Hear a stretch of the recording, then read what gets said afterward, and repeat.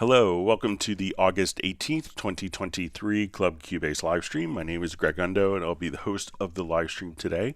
If you have not attended a live stream before, how it works is you can ask questions in the live chat field and or you could submit questions in advance to clubcubase@steinberg.de.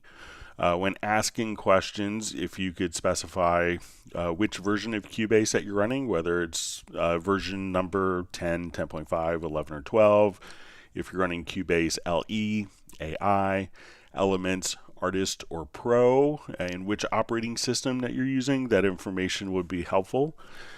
When asking questions, realize that my ability to answer all the questions in a real-time manner will soon be eclipsed as more questions are asked. So if you don't see an immediate response to your question, we'll go through the questions chronologically as they are asked and go through each of them. So if you don't see an immediate response to your question, if we could refrain from asking the same question repeatedly, that would be appreciated.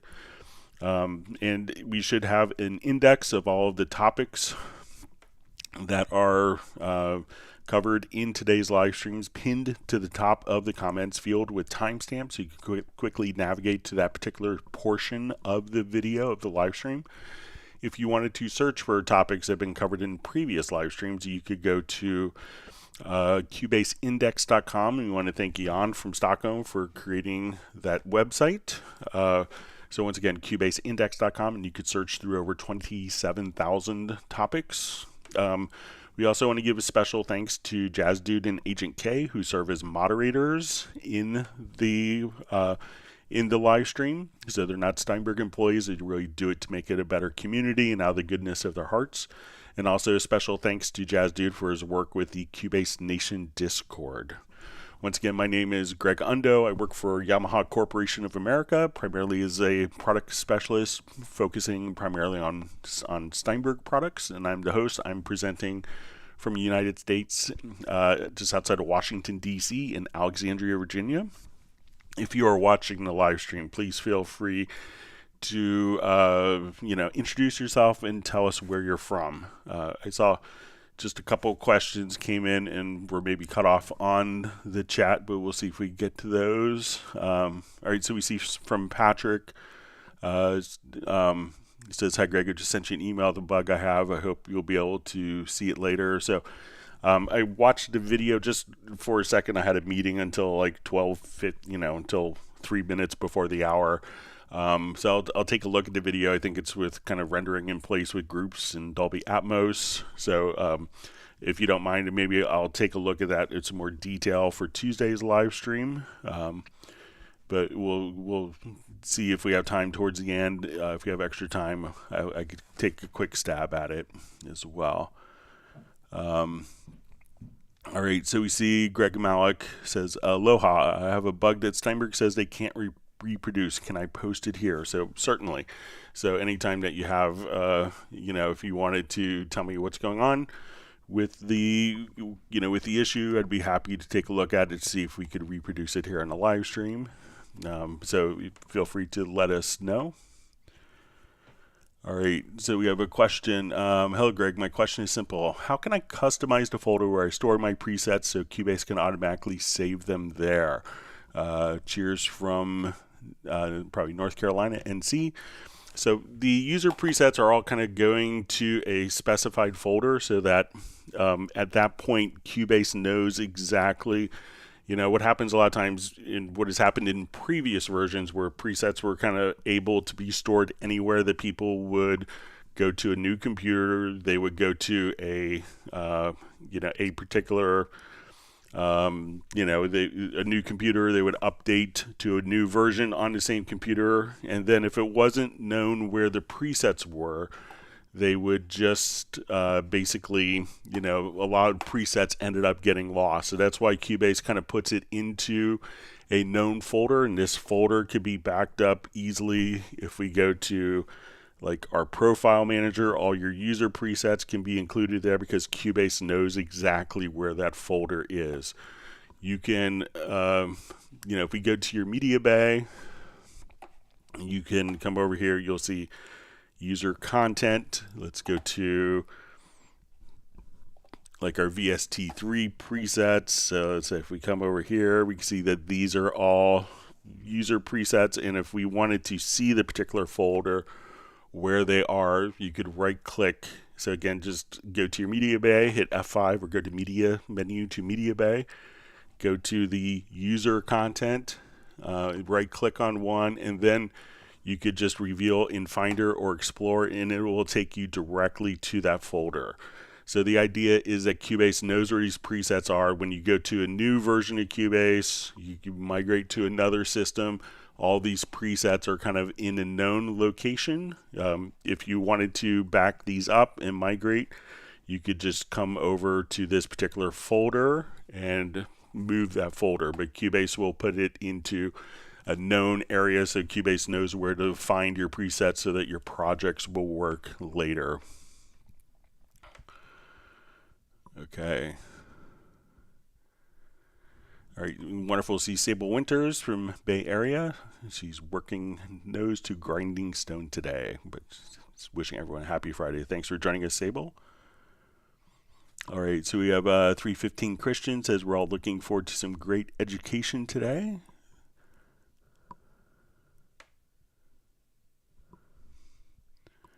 All right, and we see Omar from France saying hello. We have Thomas saying hello to everyone. Okay, so we see Greg Malik's.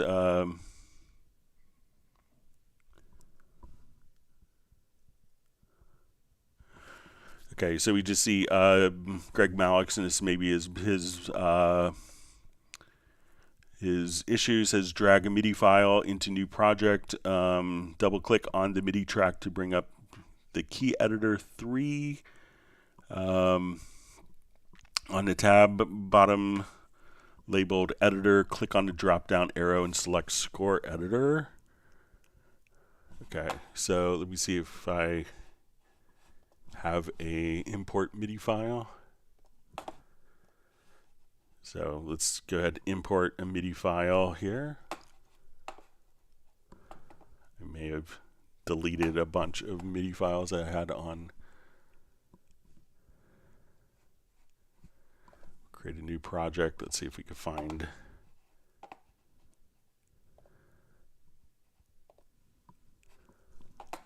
Okay, here's a MIDI file. So we'll come over here, put it into new folder. All right, so I'm going to look at this. We'll double click. We see it in the editor, and let's go to score editor. And see if there's any more. Okay, so we see from Greg Mack, drag a MIDI file into project. Step 1, step 2, double click on the MIDI track to bring up the key editor. 3 on the tab in the bottom labeled score editor. Click on the drop down arrow and select score editor. So let me know if that is if you're having problems getting the score editor to show. But let me know if that is what you're wanting to do. I'll look further to see if there's, and I just see you're on Cubase 1207. All right, so let me know if if it wasn't showing in the editor, in the score editor for you. Always wonderful to see Rick Ballantyne on from Charlotte, North Carolina. I really enjoyed listening to your Americana piece, and as you mentioned, that you're a fan of Copeland for American stuff, and I'm a huge Copeland fan as well. So, but wonderful piece, Rick. Everyone check out Rick's work. I'm sure he has a website that you could listen to. Just a wonderful composer. Does incredible jazz MIDI stuff too. All right, always great to see Michael Pierce on from outside London. All right, and we have Taylor from Pine Grove, Pennsylvania, from Music for World Peace Records. Okay, and Taylor asks, why does MediaBay's question, why does MediaBay continue to play loop after dragging it into the project? I have to close MediaBay for it to stop playing. Okay, so let's say if I have a loop, and I'll choose kind of a long loop here. All right, so I'm going to drag this into the project. So mine, it stopped playing as soon as it was dragged in. Let's see if there's any particular settings. So if you look at my settings, so as soon as it's playing this in, as soon as I drag it, it stops playing. I'll try from the large MediaBay as well, the standalone MediaBay. So we'll come over here to VST Sound. Let's look at Blockbuster. So let's say, so as soon as I drag in the sound, it seems to stop playing for me. But if you wanted to look at my settings here, so I have autoplay, new results selection, and nothing else checked.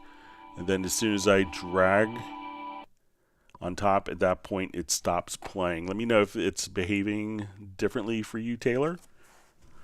But that's how it's kind of working on my end. And you could kind of check the settings here to make sure it's not preview, pause, or if cycle mode is maybe turned on, something like that. All right, you see Greg Malik just saying he's in Hawaii, so we hope you haven't been affected. I think you're maybe in Oahu, so maybe you weren't affected by the fires in Maui and the Big Island. So it's really sad to see Maui and Lahaina. We had a wonderful dinner there when I was on vacation in April. So, but thanks for joining us from Hawaii, Greg.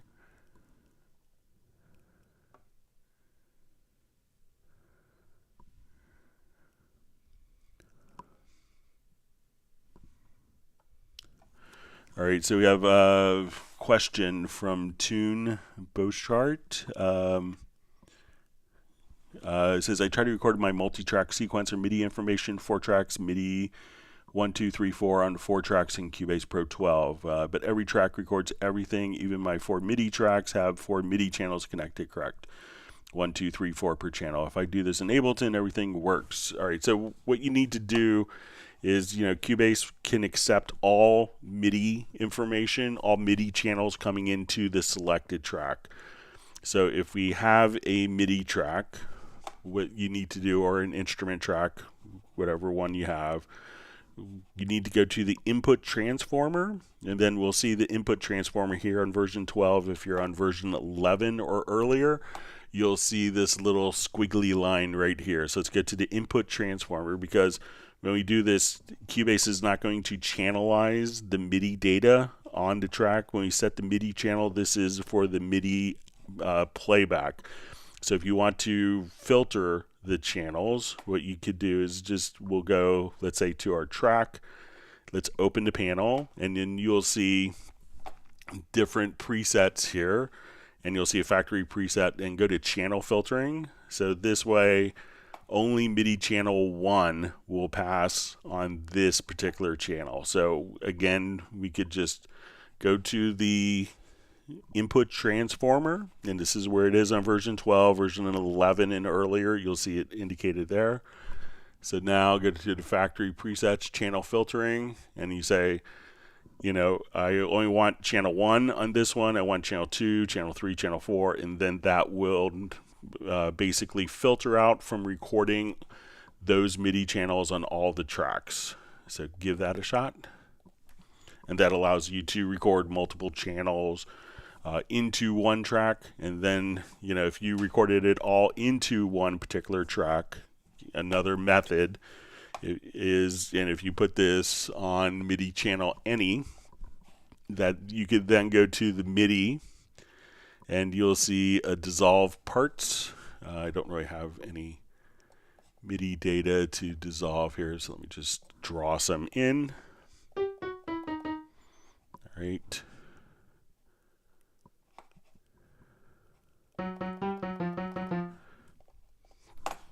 So now if we go to MIDI to dissolve part, that you could separate by channels if there's multiple channels. So you could run the input transformer, but again, Cubase will accept all the different MIDI channels on input, which is probably what you're saying.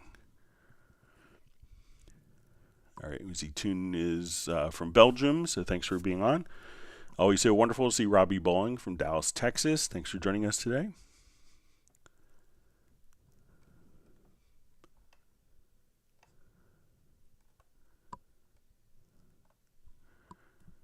All right. So we see from Marcos, Cubase 13 with a question mark. I'm sure that people are working on it. When it's ready, we'll show it to you and release it, and it'll be available to sell. But generally, as a rule, Steinberg doesn't announce versions before it's released. It's just kind of a bad tease. It's annoying, I think. You know, it used to be when people would show stuff at the NAMM show and not ship it for months and kind of build up a big hype. You know, so NAMM was NAMM. And the running joke it used to be, you know, not available maybe March because the show is always in January. And then it turned into not available maybe May. So wonderful to see Stefan in Sweden. Thanks for joining us.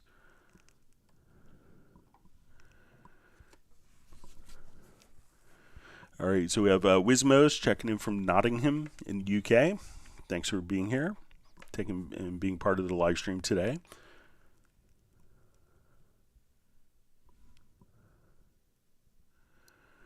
All right, so we see from Thomas asks, Greg, Cubase 12 Pro latest version, trying to get sound from Slim Fatty via USB. I'm getting sound via MIDI cable to MIDI controller, but not via USB cable. I want to send and receive MIDI signal via USB.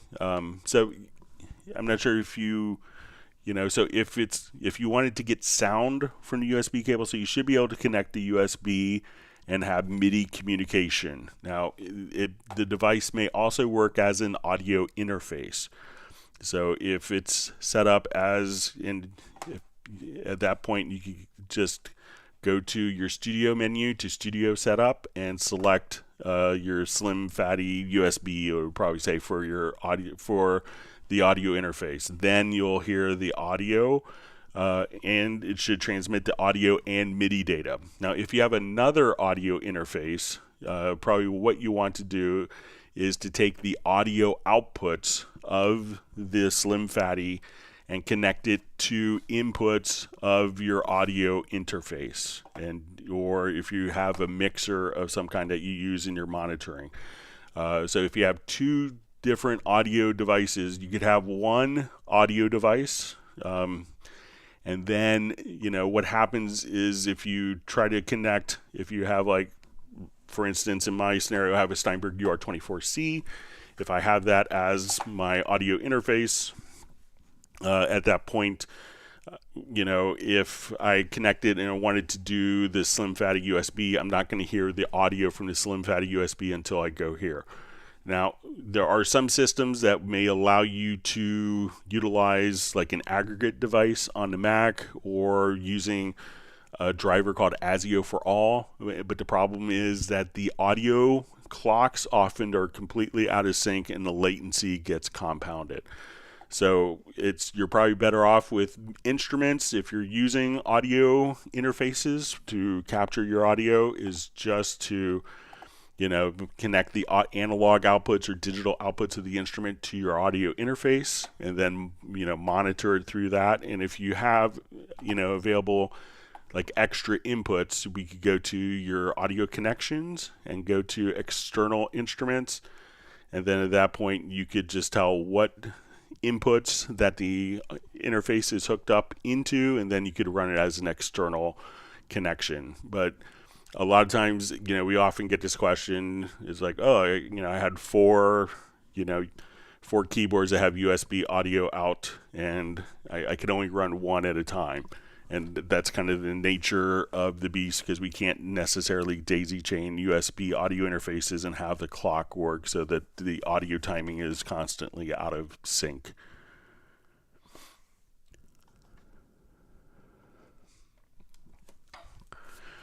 All right, so a question from Ed Rugman. Hey, Greg, Ed from the UK. In the project browser window, can you think of a way of macroing, copying part names off on a track to already created cycle markers? Have the cycle markers sorted, but in copying names manually using copy and paste. So I might be able to create kind of a macro for this, but let's say if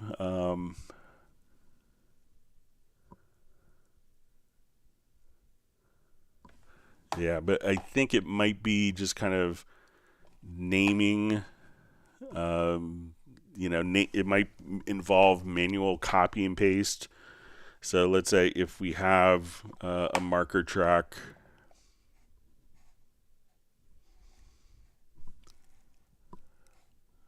so let me just add marker track, and we'll just add some cycle markers.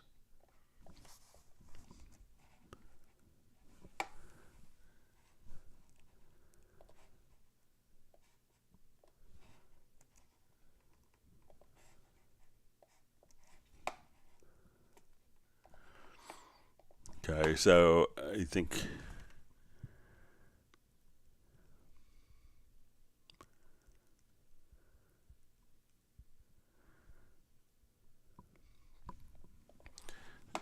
so probably what what you might do is just kind of come over here, copy, and it's probably not a macro, so if you're doing it like 100 times, I realize it could be annoying, and then kind of paste into the description for each one. So but I could see if there's a way, like if this window is open, to select the marker. But if you could let me know if the events are this, I could I'll work on a marker or a macro or like a project logical editor over the weekend. But if you could let me know, one thing that could be critical for this is if the markers are the same exact lengths as the part, or if they are different lengths. So if you could let me know that, Ed, that would be helpful for me to work on a macro. But I think I've kind of gone down the path a couple times, and I think the best solution I found is manually copying and pasting. But maybe if you just select, like, so let's say we have this name here. So I will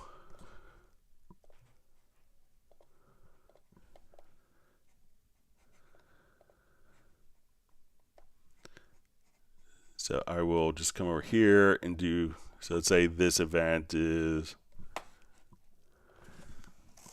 we'll just call that, and this event name is, and if you could, let's say if we come here, copy, and then select the event and go into the description and paste, that this might be let me know, like that may kind of speed things up just by going into the name.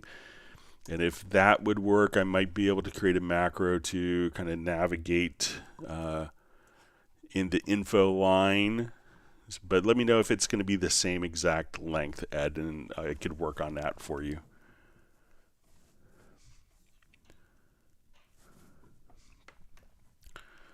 All right, wonderful to see Gareth on. He's just listening to the dulcet tones of Greg while renovating the house. We hope your house renovations are going well. It's always not fun.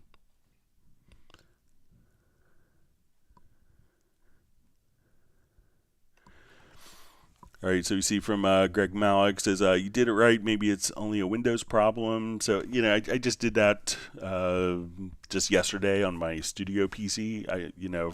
From a MIDI file I downloaded.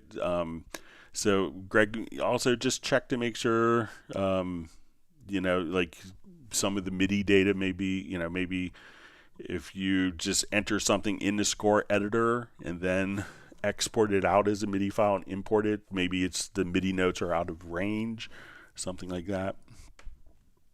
Or if anyone else could test it on their Windows platform, that would be great. All right, see John Costigan wants people to please remember to activate the like button. It keeps us all happy, he says. Always wonderful to see Michael Teams from Weatherford, Texas, where it's a chilly 101 degrees Fahrenheit and going up to 112. So good luck dealing with the heat, Michael.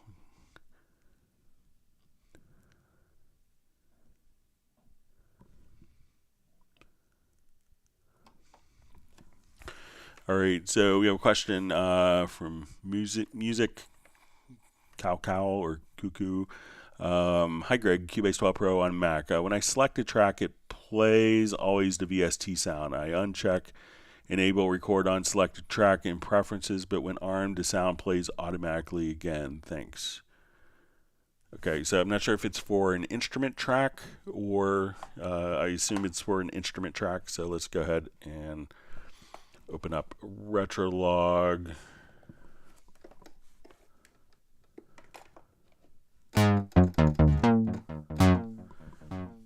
Okay, so it says when I select a track, it plays the VST sound. I uncheck record enable.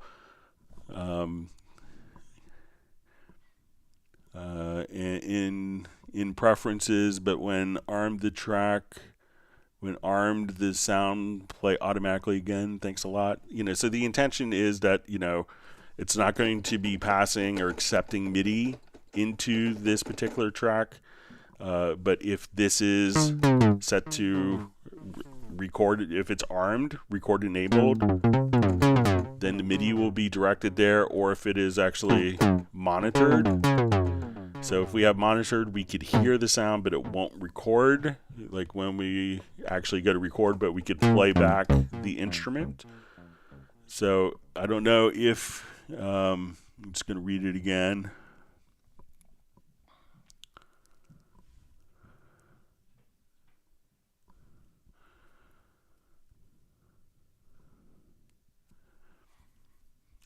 So if I uncheck enable record on selected track and preferences, but when armed, the sound plays automatically again. Thanks a lot. So so that will. So if I'm misunderstanding, so as soon as that is record enabled, it's going to play back the part.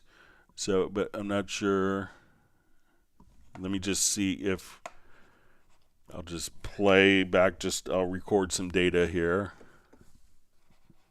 And let's say.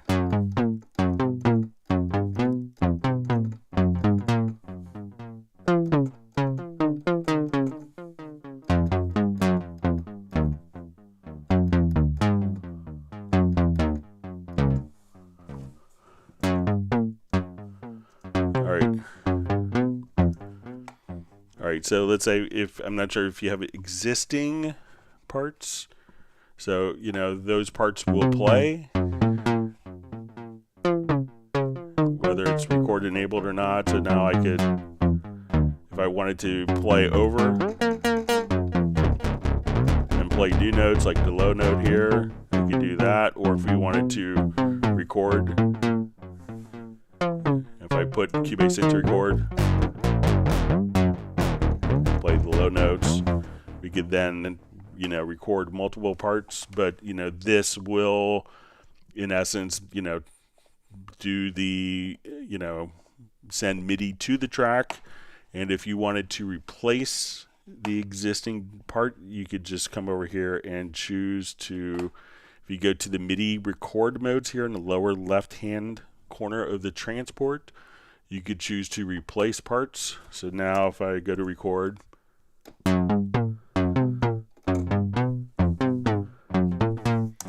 I'll go to record now, arm the track this time.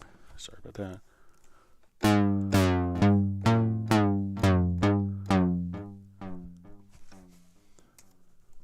All right, put it in record.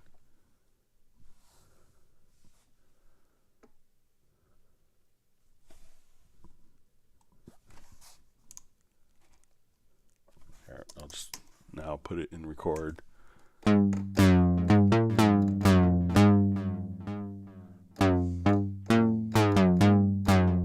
So now I'm doing a pass. I'm not hearing the previous ones.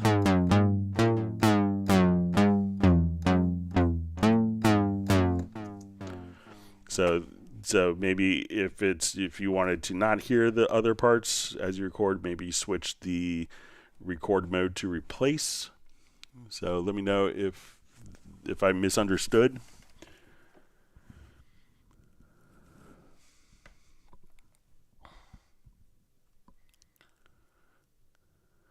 All right.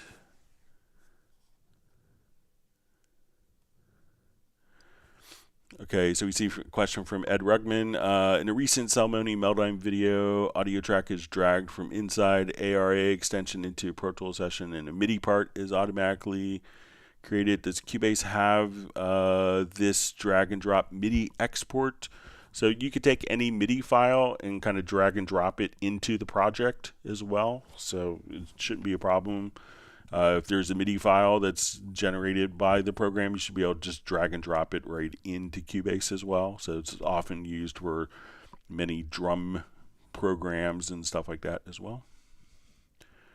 All right, so we see Michael Teams in his Texas Heat has already started his virtual ice cream distribution, giving 1 gallon of tuxedo cream ice cream to Sable Winters. And Sable grew up in Texas, so she can understand the heat, and I'm sure is appreciative.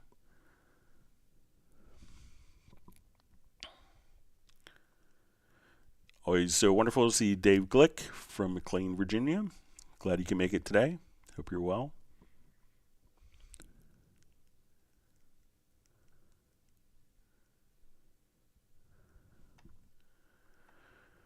All right, so we have Eduardo Diaz. Hey, Greg, his question is there a way to rename audio files in the pool so that the change reflects on the disk files saved on the audio files folder? Okay, so let's say I'm going to come over here. I'll just do a new project so we keep everything nice and clean. We'll create empty. We'll come over and we'll just call this, we'll put it into our August 18th, 2023 folder.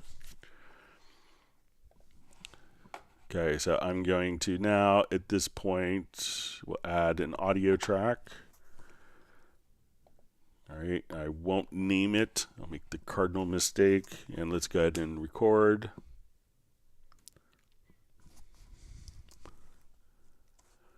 All right, so we have audio 101. So when we go to look in our, not our web browser, but rather our Explorer or Finder, and we'll come over to Documents.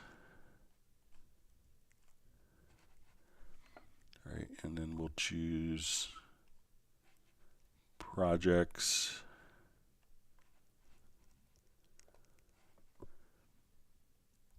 I think it'll be in a Hangouts folder.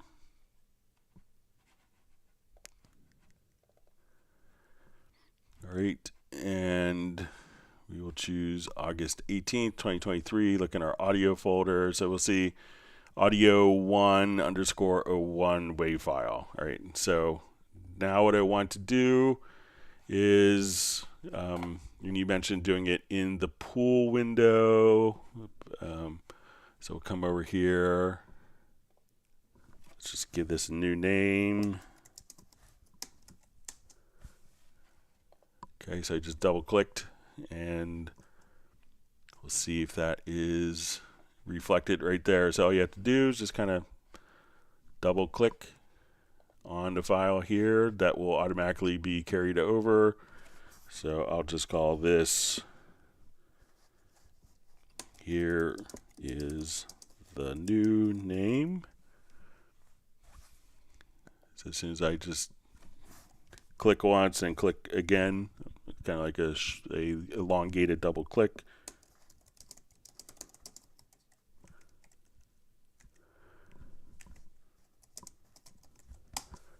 And then you can see that in the file folder, it's automatically updated, and then it's automatically updated in the file description directly here as well. So let me know if that's helpful.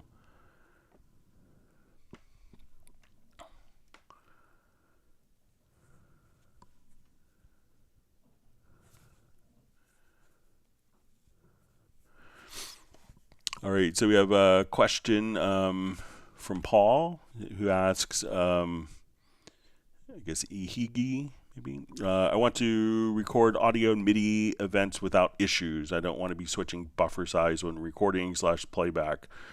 I have a preset as Quantum 2626 and Cubase / Nuendo Pro 12. So, you should be able to, you shouldn't have any problems recording audio or MIDI. Realize that, if you are recording at super low latencies, that you may have to, while recording, which some people will do if there's no DSP. I'm not so familiar with that particular interface.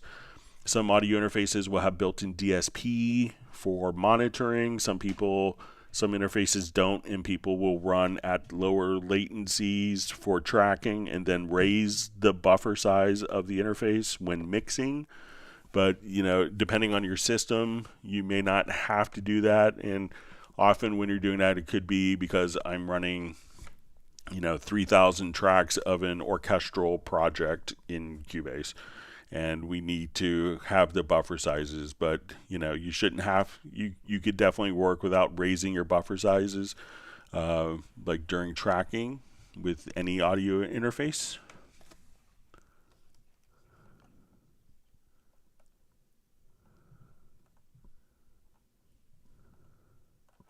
My chat field jumped on me.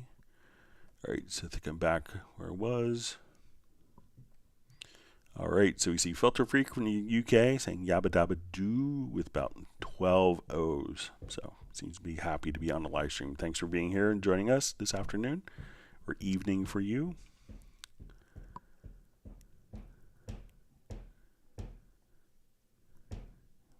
may hear my son kicking the floor above me. His last day of summer vacation. That's what he chooses to do. All right.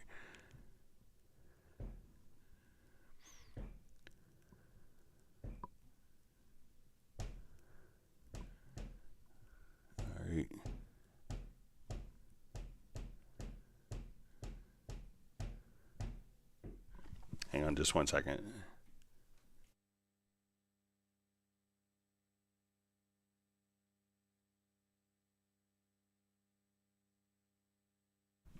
All right.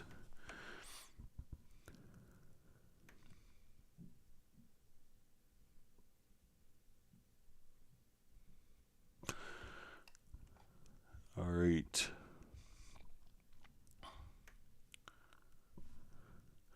All right, so Paul also asks, how can I easily assign MIDI track to output channels when using VST with multiple output?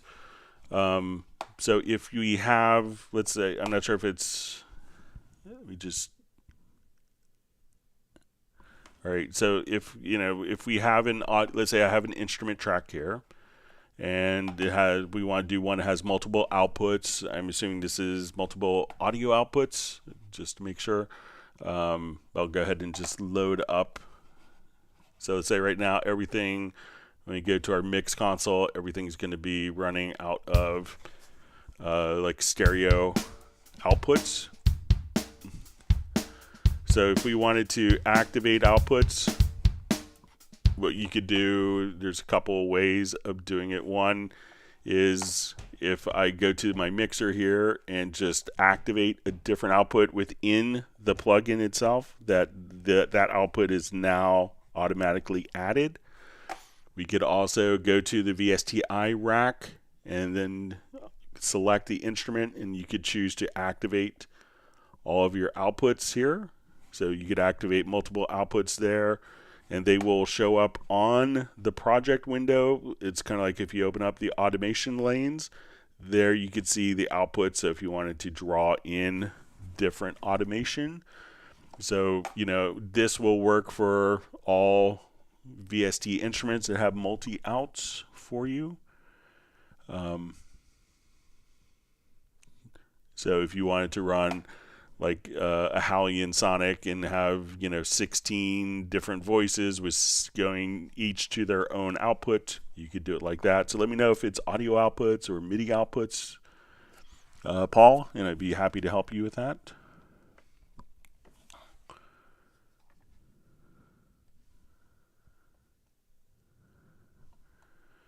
All right, always wonderful. See Soren checking in from Sweden. Thanks for joining us.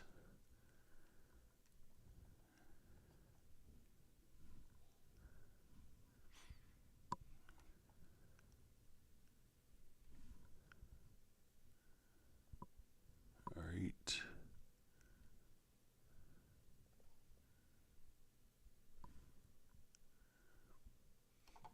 Okay, so we see a question from Steve Green. Hi, Greg. We rigged up our Alesis electronic drum set. We then imported a groove agent pattern. How do we get the groove agent to follow the drummer's beats? All right, so let's say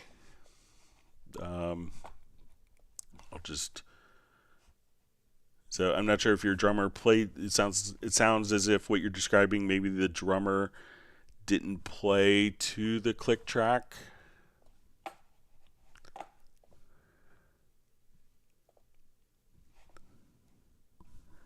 So let me just find a quick project here where we could. I may have kind of a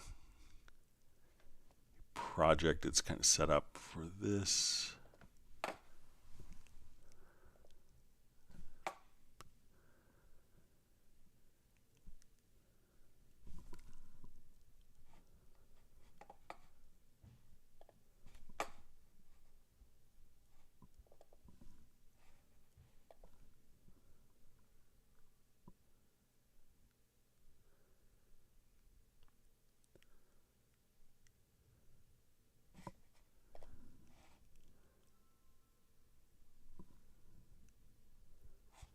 I don't think that's one I was thinking of. Let me see if I can find this.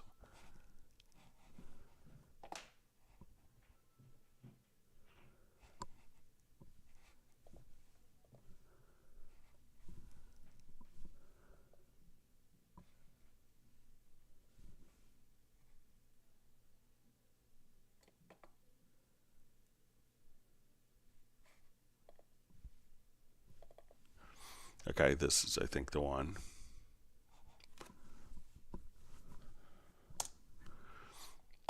Okay, so let's say we have a groove agent pattern.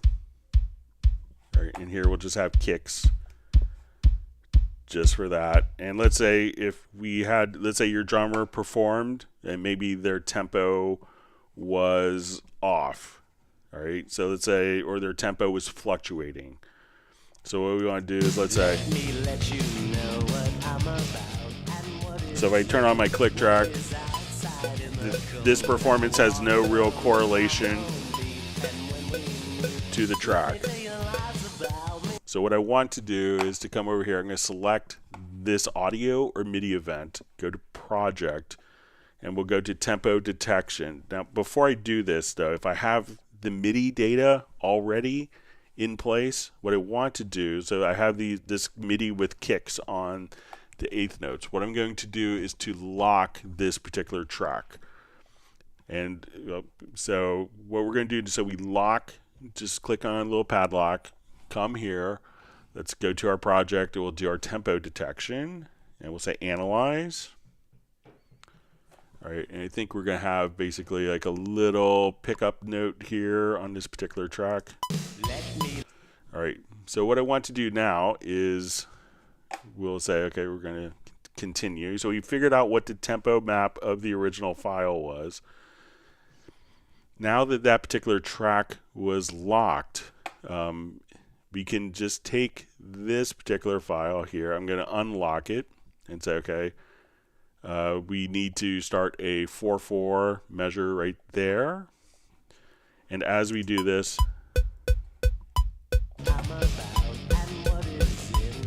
so we see kind of the original, the tempo fluctuations as derived from the performance here. And now this MIDI performance is automatically following right along.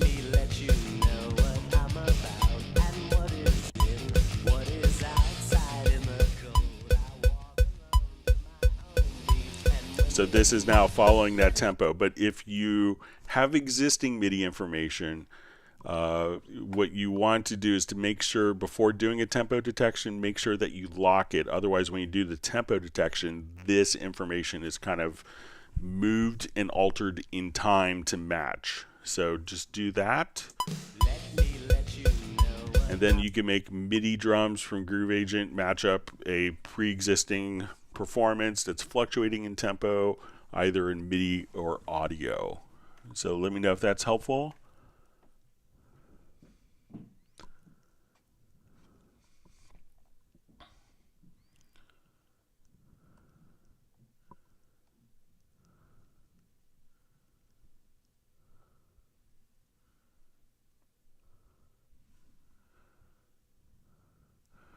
All right, so we see from Mike Weiser's question is, when I mute the audio of a track with the X tool, slip editing no longer works and stays in place. Example, the guitar DI track is muted, but the amp track is unmuted. Worked in older versions of Cubase. All right, so let's take a look.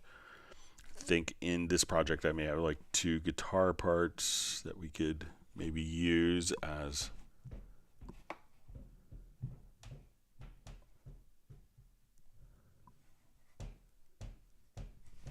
My son's playing soccer upstairs again.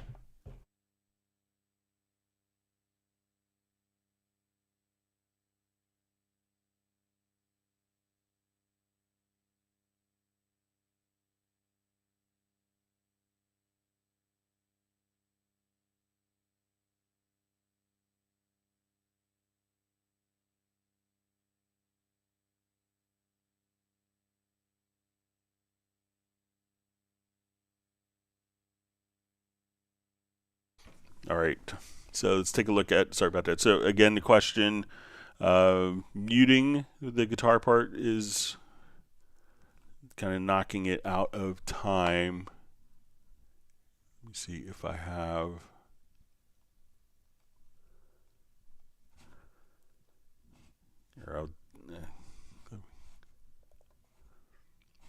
I'll duplicate this track.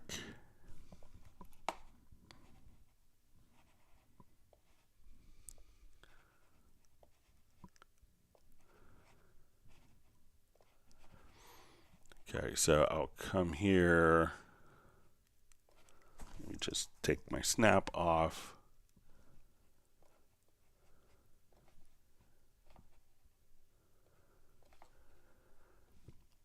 All right, so I'm going to go ahead and mute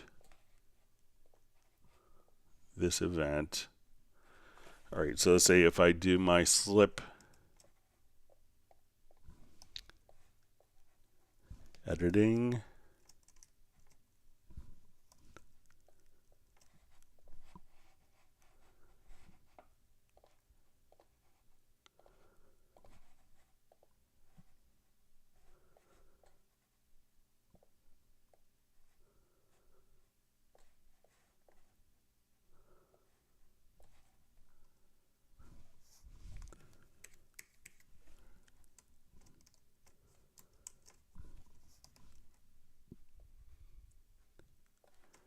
yeah, it doesn't look like it's yeah,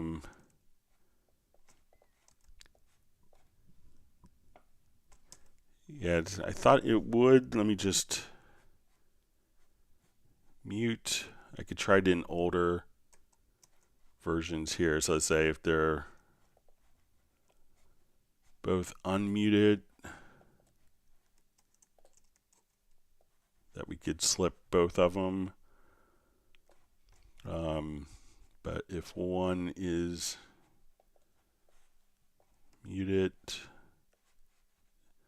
yeah, I don't remember trying that before. I'll take you, but I'll mention that to developer team. But if you could let me know, like if it was in version 11 or version 12 or like an earlier version of 12, that would allow. So you might have to temporarily just unmute one of the events, move it, and then mute, which I realize probably isn't the most fun thing to do.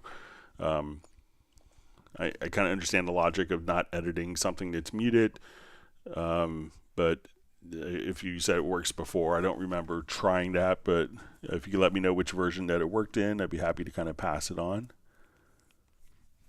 Sorry about that, Mike.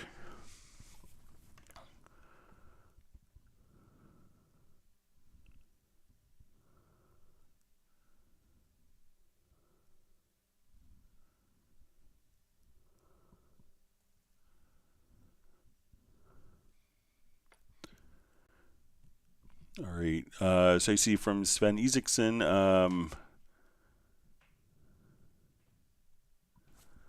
not sure if this is directed to me or someone else, but it just says select plugins, type Cubase in the search field, away you go. So maybe, I'm not sure if that's, we just come over here. So let's say if we're looking for, let's say if we go to add an effects channel,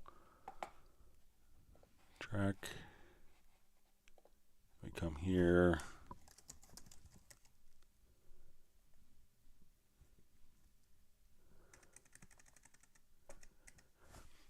So not sure if that's directed to me, Sven, or if you're responding to someone else, maybe.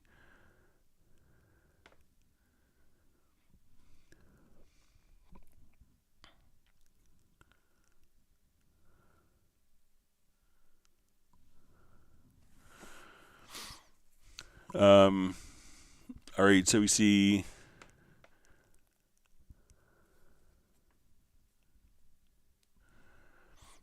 from Quattro Bahina, maybe, or Bagina, if Mac Cubase and Windows Cubase can work with the same files, it should be possible to put the folders into a Dropbox or OneDrive folder. So, I mean, like project files you could load up from like one, you could, open up directly from like a cloud-based solution. So it may not be able to run it fast enough depending on the project, but yeah, I mean, so the same project files I share back and forth all the time from different cloud-based solutions as I kind of go back and forth all the time between Mac and PC. All right, so you see Ed Rugman saying the same length. He's using the project browser window to copy. He found it a little quicker than the info line with kind of renaming markers based on the event names. So I'll play around with it, and thanks for the clarification, Ed. All right, so we have Ernie Lopez Usornio from checking in from Argentina.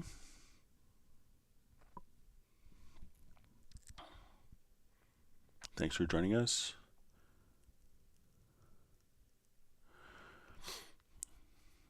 All right, and he asks, I would like to know how to do rhythm correction for recorded guitar. Okay.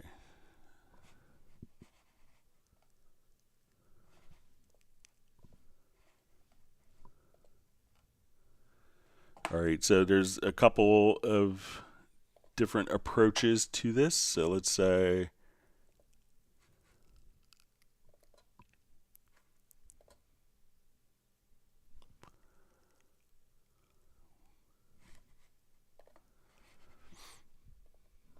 okay, so when we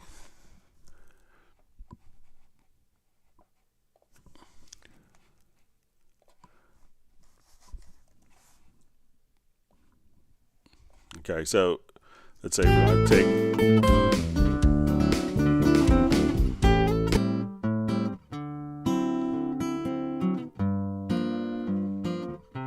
so let's say we have like our click track.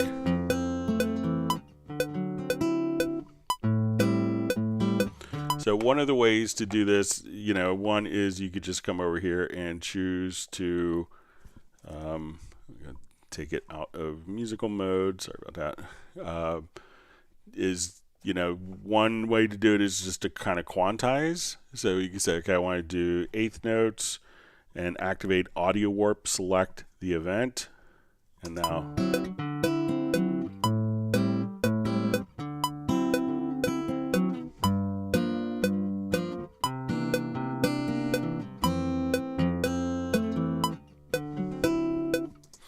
Now, if it's just like kind of one note that's maybe a little out, one of the popular things you could do, and you could do this across multiple tracks or just a single track, is if you go to, and this was introduced in Cubase 12, if we go to your free warp tool, at this point we could go to your audio. As you record guitar, it's going to automatically populate hit points unless you specifically turned it off. I will go to my real-time processes, and we'll create our warp markers. And what we can do with our warp markers, we can say, okay, this was a little bit late or early. I want this to be exactly on the beat. We can just kind of move parts around. So you'll see that you'll have, as the event turns white, that we could move that in time and have that automatically synchronize directly to the grid if we wanted it to. So we can say, okay, let's make it our grid set to beat. So at this point I could have that automatically kind of lock directly into the beat like that. So a couple of different approaches, and you could do this for multiple guitars if you wanted to as well. So if I have like a stereo guitar or a DI and an amp recording, again, we go to audio to real-time processing. We'll create our warp markers, and now we could move both guitar tracks simultaneously here and have it aligned directly to the grid. So let me know if that's helpful for you, and thanks for joining us from Argentina. We hope to see you on many more live streams.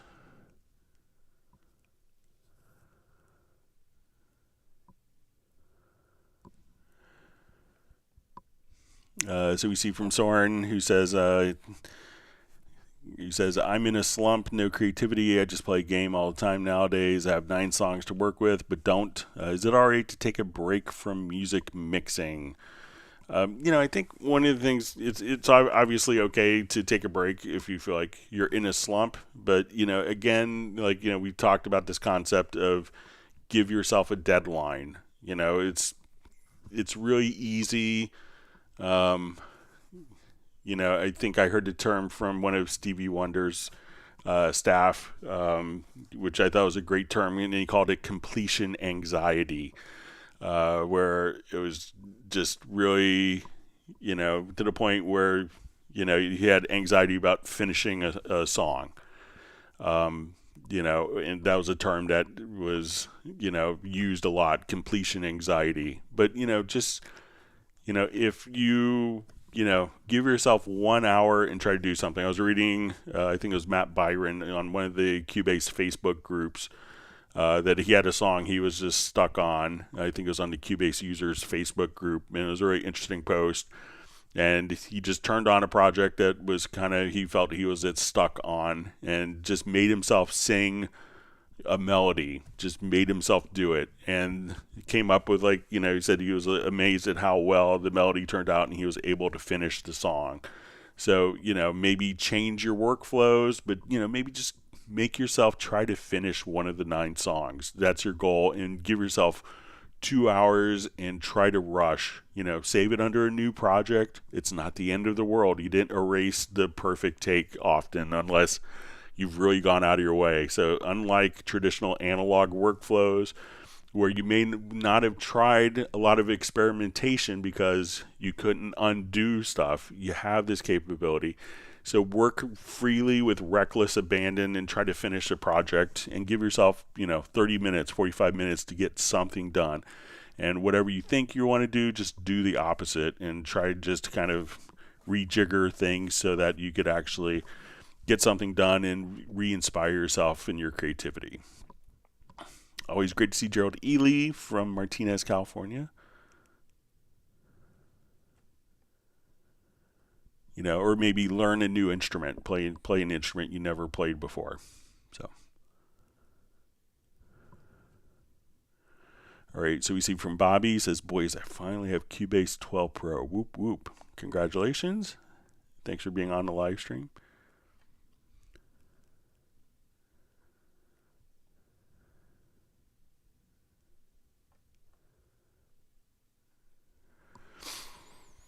All right, so we see a question from Andy Shaw, novice question. I'm looking to get Cubase 12, but I am disabled. Can I use on-screen QWERTY keyboard to use the keyboard controls for faster work? So yeah, definitely.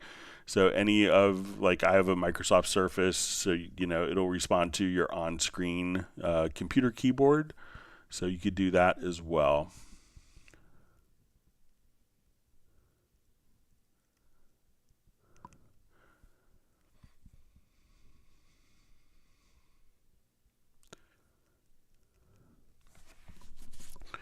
Okay, so we see it's probably with the MIDI arm, says, hi Greg, the sound is playing even if there's no region and the project is stopped. So one of the things, if you notice, maybe sometimes what happens with MIDI is you may get what's called a stuck MIDI note. So maybe there, at times you have a MIDI note where the MIDI note on message is transmitted, and then there's a MIDI note off message.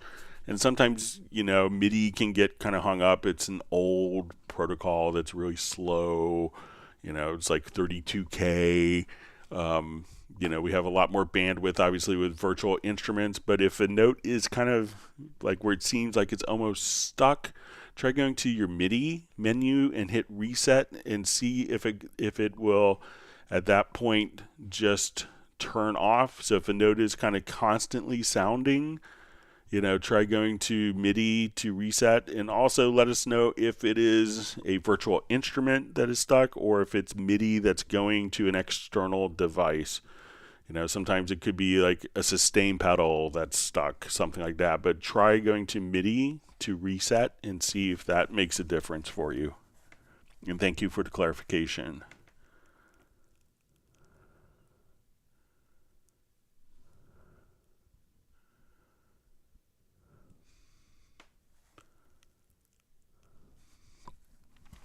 All right, so we have a question. When I double click a part on a Groove Agent track, I always have to select the drum editor. If I click on the next part, another editor is selected again. Can I set the drum editor to stay on? Thanks. Okay, so let's come over here. And there's a little trick you could do to kind of make this easier. So let's say we add a Groove Agent track.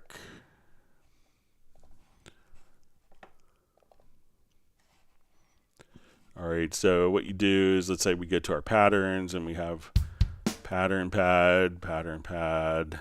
All right, so now when we go to double click, it's probably showing this, and now you come over here and switch to the drum editor, you go to the next part, and you have to do this all the time. So what you could do is come over to select the event, and where you see no drum map, especially with Groove Agent, what you could do is create drum map from instrument. And if there is a drum map that's assigned to the particular instrument, there is a preference. It's probably going to be under editing MIDI or editing, that it'll be like kind of like a drum map will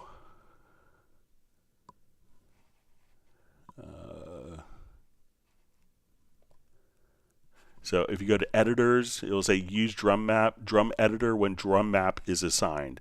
So once a drum map is assigned, I can now double click. It's going to go directly to the drum editor. So once so just come over here and you could just say, create drum map from instrument, and then anytime you go to an event on that particular track, you double click, it will launch the drum editor once a drum map has been assigned.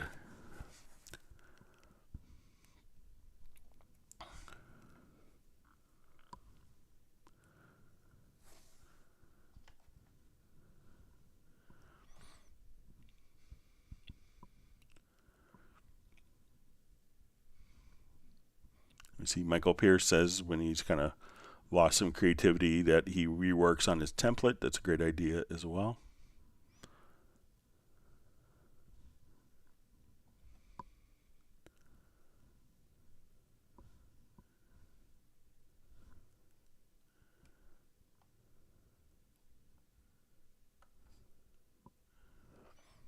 All right, sorry,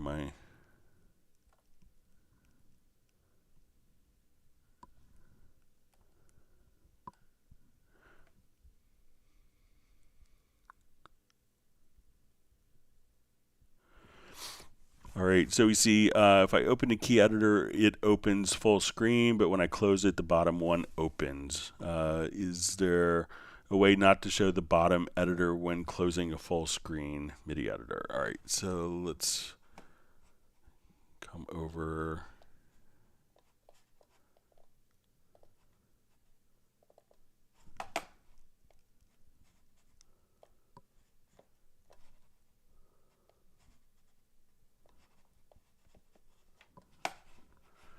All right, so let's say we have our full screen editor here. So I'm going to just hit the enter key. So let's say if I have this, I have my mixer set, I'm going to hit, let's say, Control or Command E for that. And let me just set a preference here. So when I double click, we'll go to editors, and double click opens it in a window. All right, so now when I have my mix console here, I double click. All right, so my mix console is there. So now when I hit enter to close, my mix console is still stayed there. So I'm not sure if you're starting from an edit window.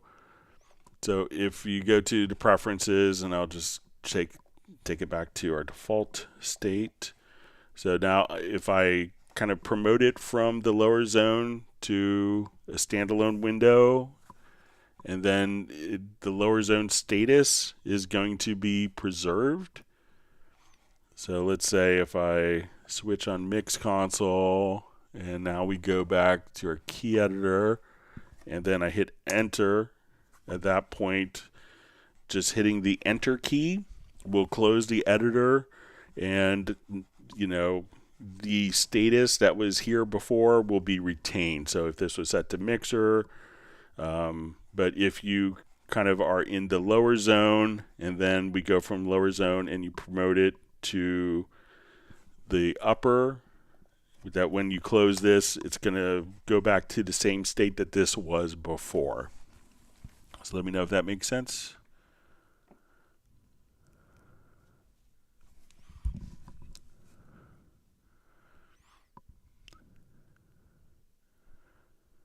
All right, wonderful to see Uno Memento checking in from Finland.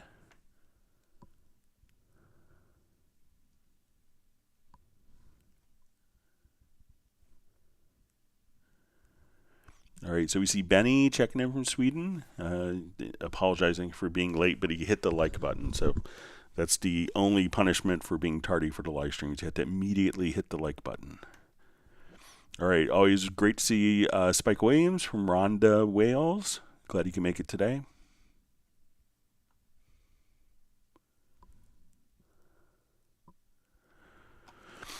All right, so we see from Yassian says, in Cubase 12, I can't record in my sampler track. I only just drag and drop maybe to the sampler to take a look in the preferences, but activate spacebar when recording. Couldn't save anything. So, if you're looking to like record audio into the sampler track, so when the sampler track is being utilized, and I have this kind of set up here.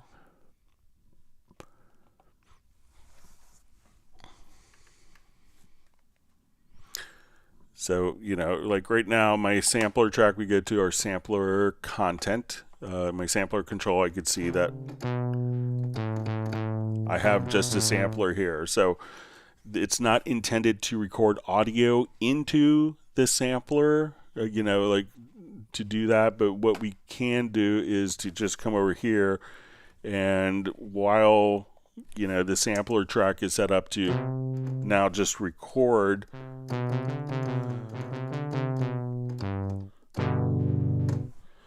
and then we record the MIDI, and the MIDI is then routed into the sampler control, into the sampler track here. So it's not intended to record audio. We can drag and drop audio in, and then the sampler track itself records the particular MIDI information that's then sent to the sampler, where it generates the tone, of the MIDI playing the samples, and that's what is recorded on the sampler track. Let me know if that makes sense. All right. Great to see Oscar Lamas from LA in California. Thanks for joining us.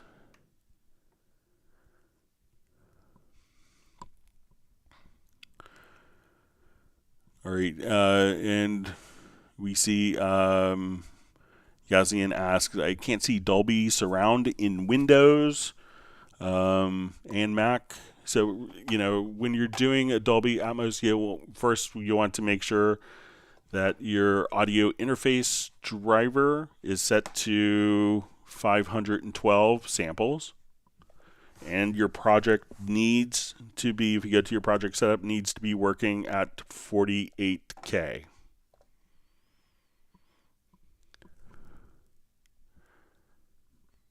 Okay, so I'm just going to do a quick sampler.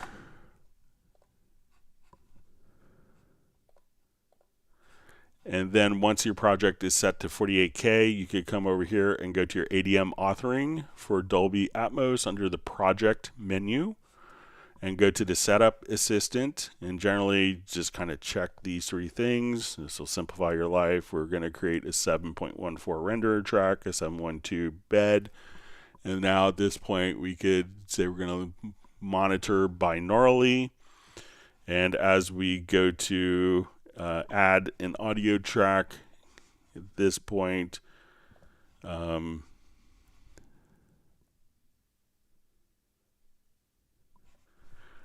we go to edit and we go to our panner, then you could see your full Atmos panning and everything handled right there.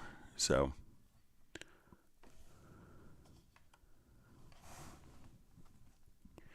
all right, so you have Henny just saying hello. So thanks for joining us today.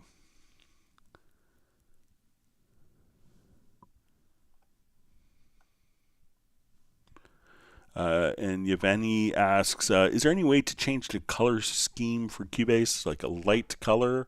So go to your preferences. I'm just going to revert this project here really quickly.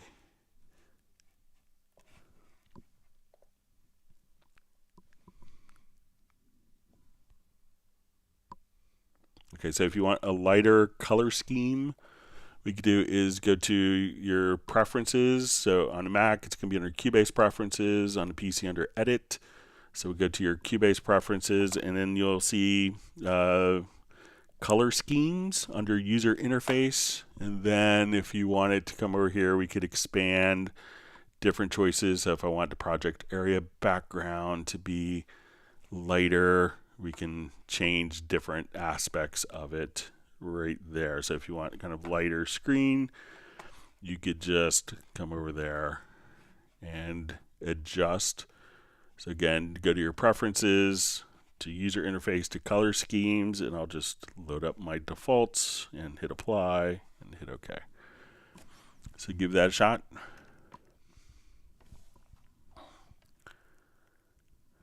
All right, always great to see Bruce Bruton checking in from Simi Valley. He's waiting for the hurricane to come this weekend. So yeah, I've been watching the hurricane coming up from Mexico. Hope everyone is safe from that.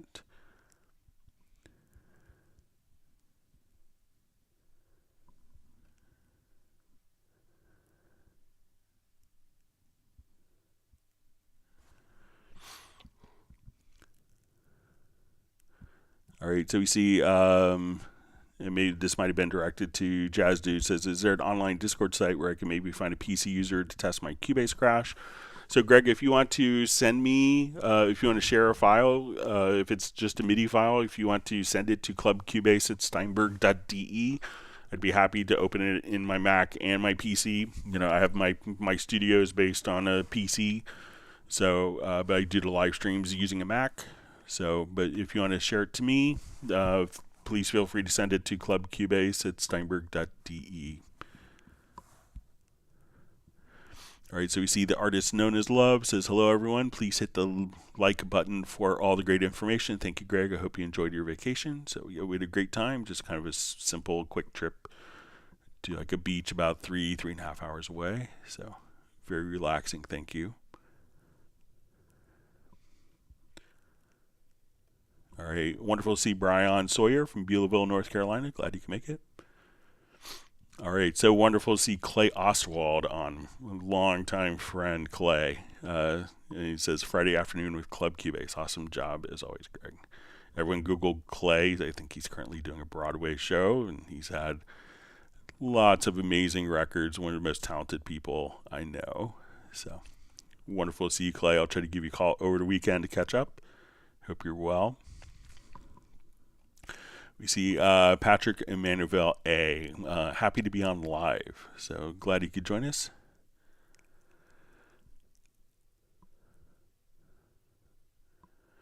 Okay, so we have a question from Phil Real. How do you get the inspector tab to show on the left? So if the inspector isn't showing here, it could be just this little icon. If you go to the upper right hand corner here, we could hide like the right side inspector or hide the left side inspector. So try clicking there and see if the inspector shows up and becomes visible for you.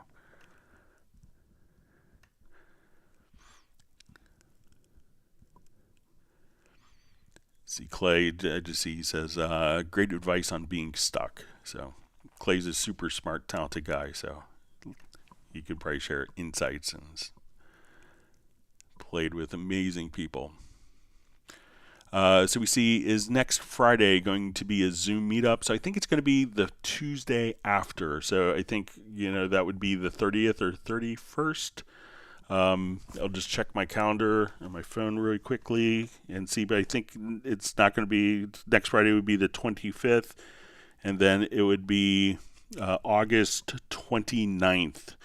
So it would be a week from Tuesday's live stream would be our Zoom meetup. And what we do in the Zoom meetups is basically just get together, say hi, and hang out. I'll try to arrange a special guest, like Clay Ostwald has been our guest before, to share insights on production and music and working with computers and stuff like that. So and it was great getting insights from Clay.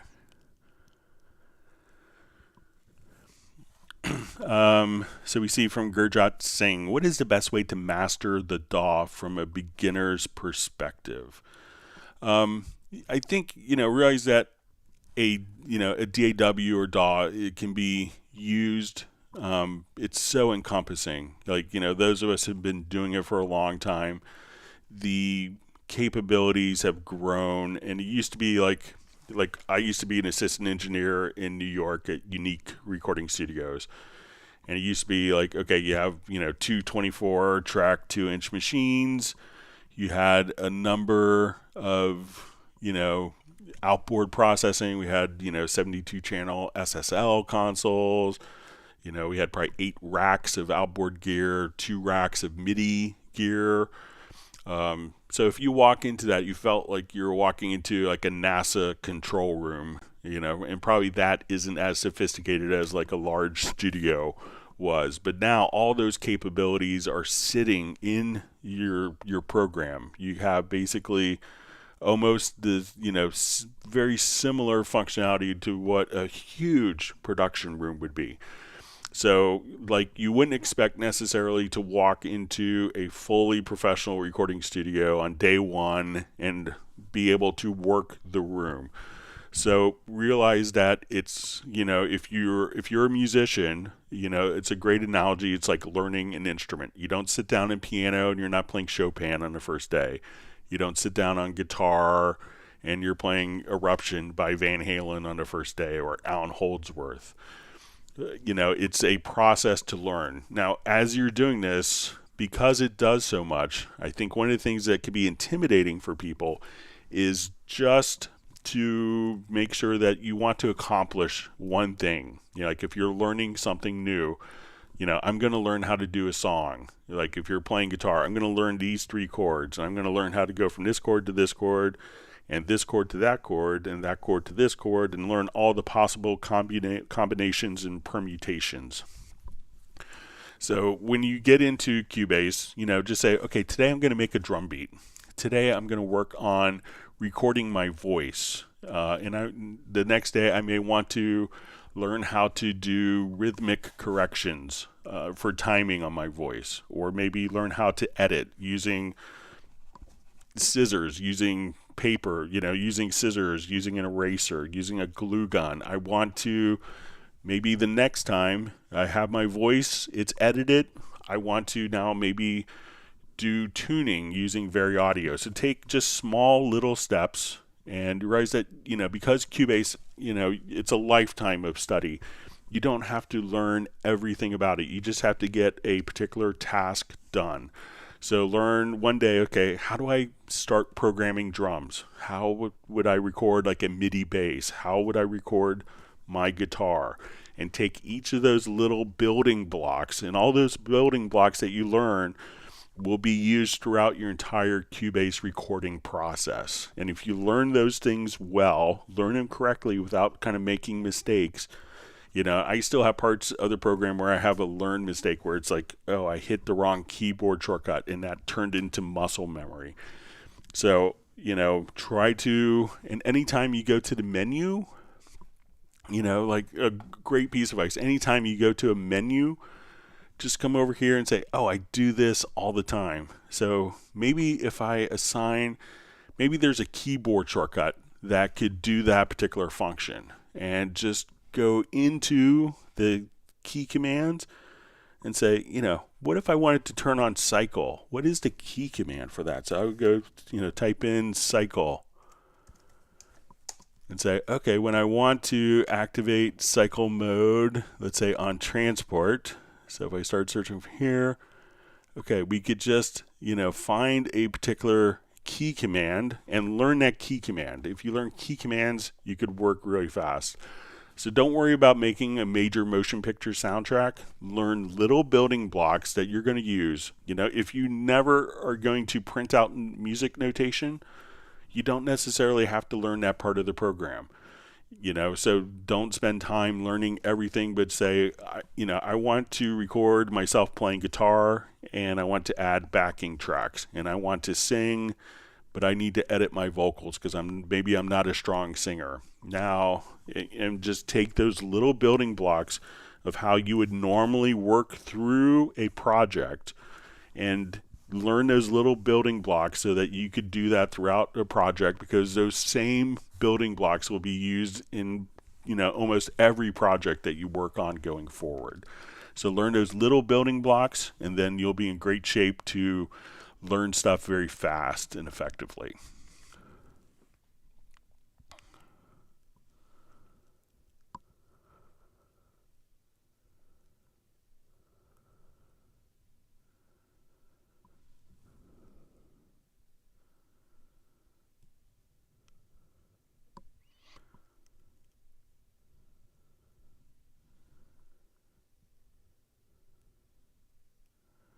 All right, so we see from Patrick Emanuel A. says a question on a pre-live clarification about the Steinberg multiple pitch and draw modulation, pitch bend, same time draw on one note, example B1, and copy and paste. Okay, so I didn't really kind of dive into this. I was kind of busy this week, so I apologize for that. But, I think if we, want to kind of break this down a little bit, so let's come over here, and I'll just add a quick instrument track. All right, let me just choose a different instrument here. Sorry about that.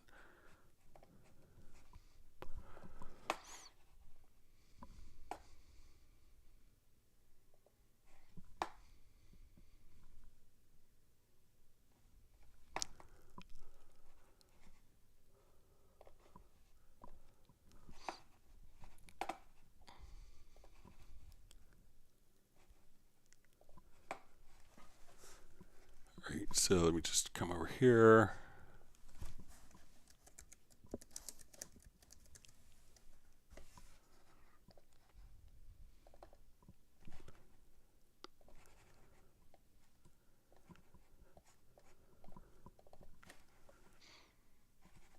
All right, so I'll just put in a quick, do half notes here, and let's do a quick step entry. Oh,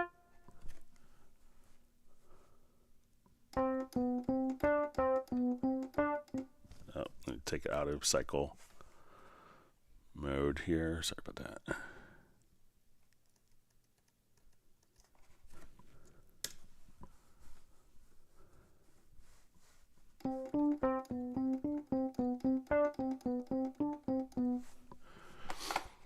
All right, so let's say we wanted to take these particular notes and where we have modulation data.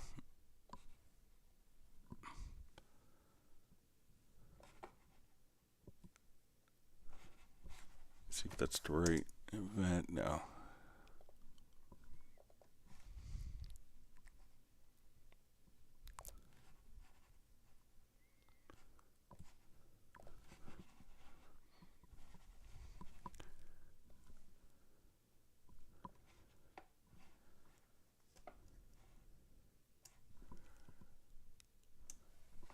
All right, so say we want to take notes here, and we'll go ahead and draw in some CC data.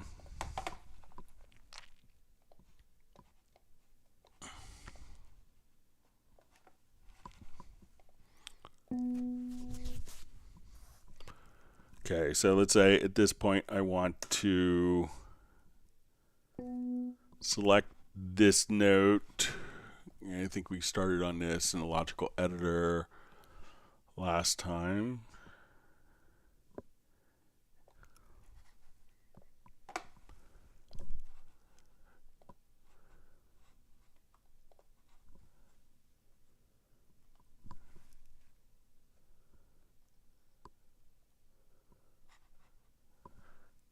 think it was like select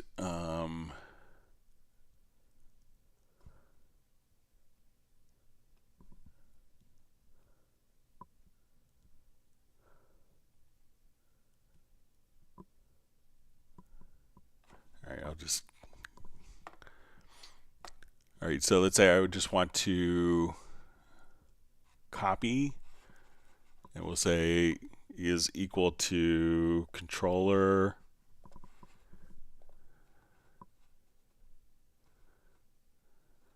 between locators. So we'll say position is going to be inside cycle. Okay, so let's say I want to, all right, so we'll copy and we'll save this as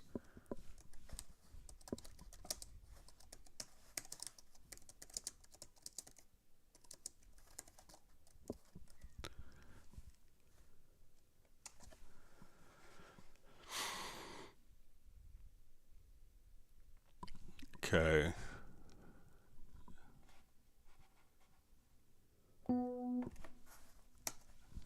And let me just, so I'm going to come over here. So I want to copy this controller data here. And let's say when I go to this note, we want to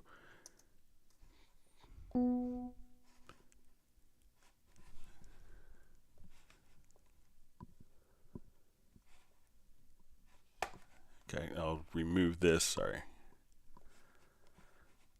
So we want to copy and then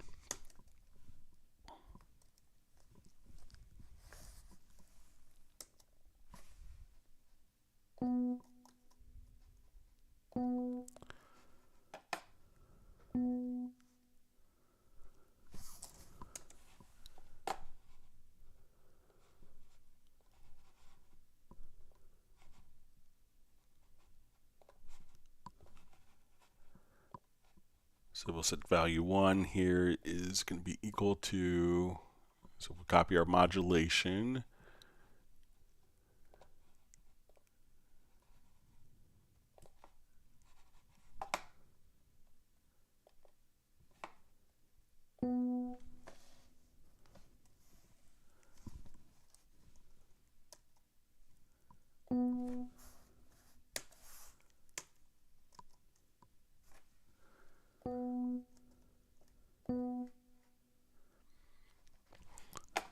So I will see. I don't want to spend a whole lot of time kind of building up the macro, but I'll see if we can get it. But I think if you just kind of copy it and then move, that once we have this particular, make sure my Boolean conditions are okay. Let's see if we select.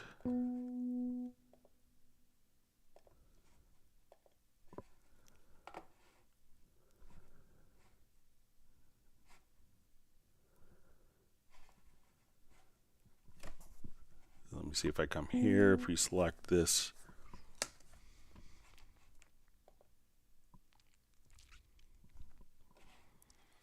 Okay, so we'll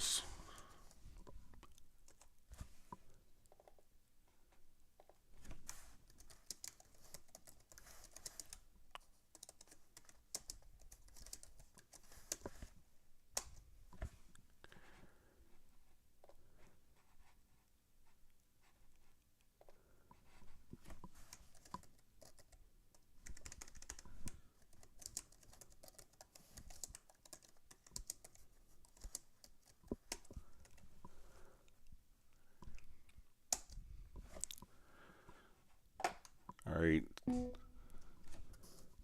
So let me just see if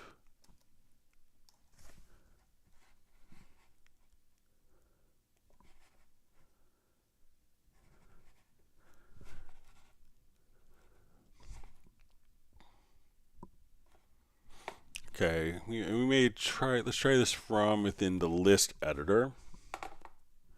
So let's say we want to put this on B2 notes. Okay, so I'm going to go to event types in data 1. So now we're only going to see B1 notes.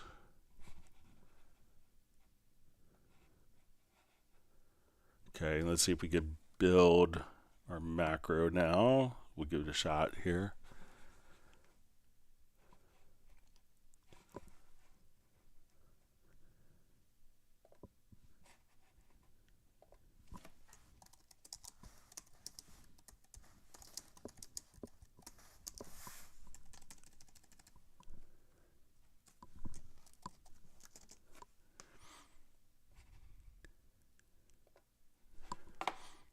Okay, so we want to go to our logical editor preset.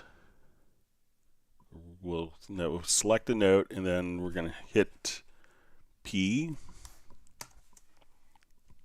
So we'll add that. So we're going to set our left and right locators.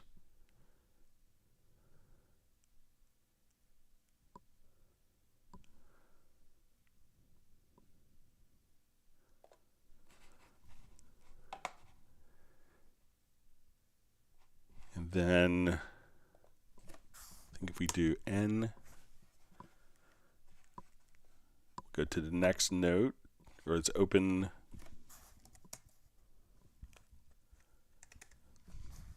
Okay, now let's just choose N here.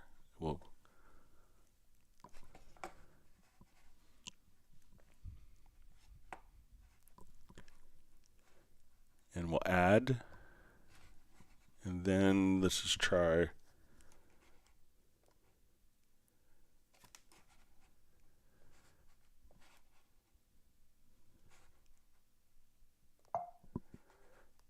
Okay, so we're going to have this node selected. And let me just move this up.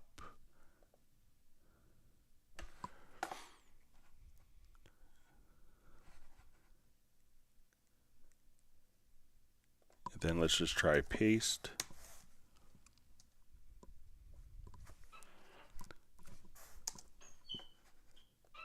We'll just come over here.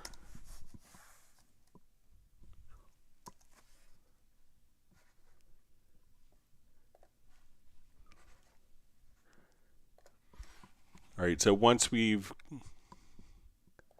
have that particular note, all right.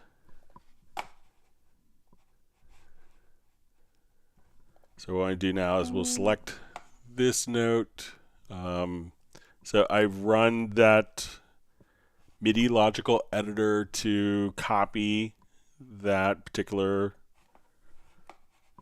note within the cycle locator.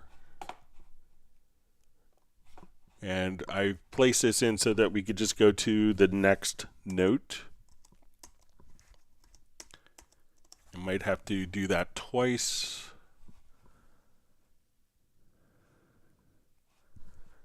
So let me go to here to key commands, and we'll get to that macro.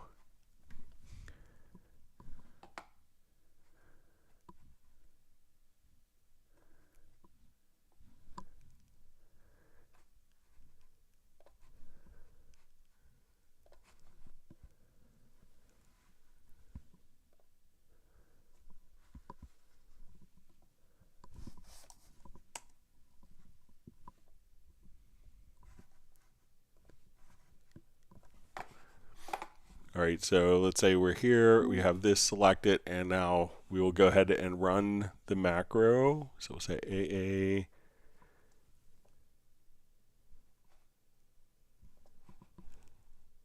And we'll try running that macro again and see if it's, not sure why that's,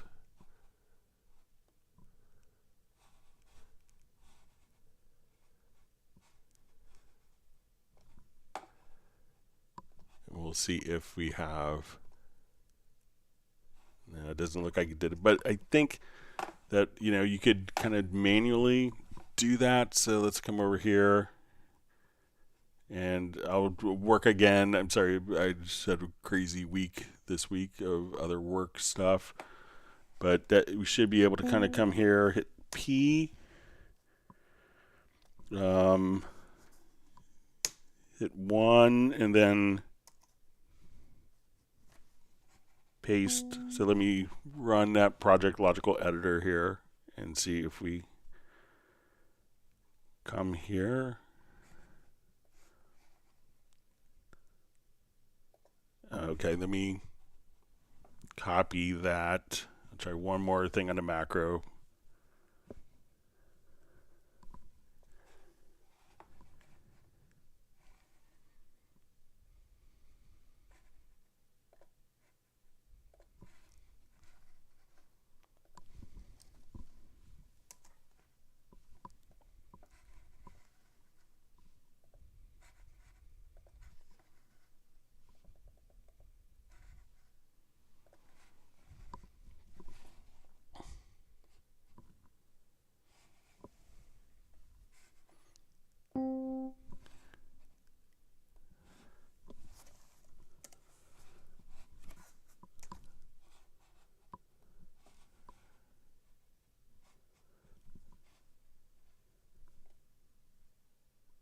Yeah, it still doesn't look like it's working.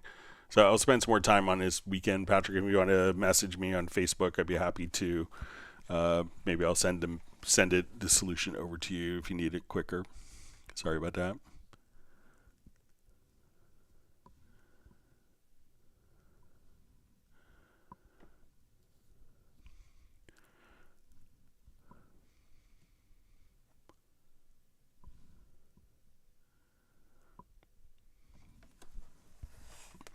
All right, so we see from Secret Studios. Hi, Greg. I look at competitive DAW features. Occasionally, I find that some increasingly integrate touchscreen monitor, not tablet. Would you be so kind as request devs integrate same? So there's a lot of people that do touchscreen stuff already in Cubase using a touchscreen monitor. Currently, it's not. Interestingly enough, it's not available on Mac OS. So a lot of stuff, you know, we try to make everything kind of cross-compatible, so we don't do like a huge thing and then one of the OSs doesn't support it, or it comes out with a completely different solution that's not compatible. But there's lots of people that, you know, use the touch screens currently for Cubase, so and will do different functions. All right, so we see from Gerald Ely who asks, hey Greg, how do you load expression map for Iconica? Okay, so one of the great things of being an actual Hallian based instrument, so let's come over here, let's load a Hallian. Sonic. Okay, and we'll load up a Iconica.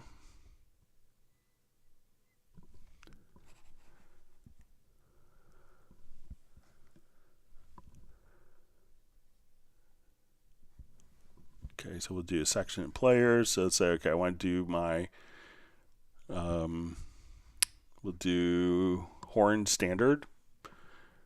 All right, so we load this up.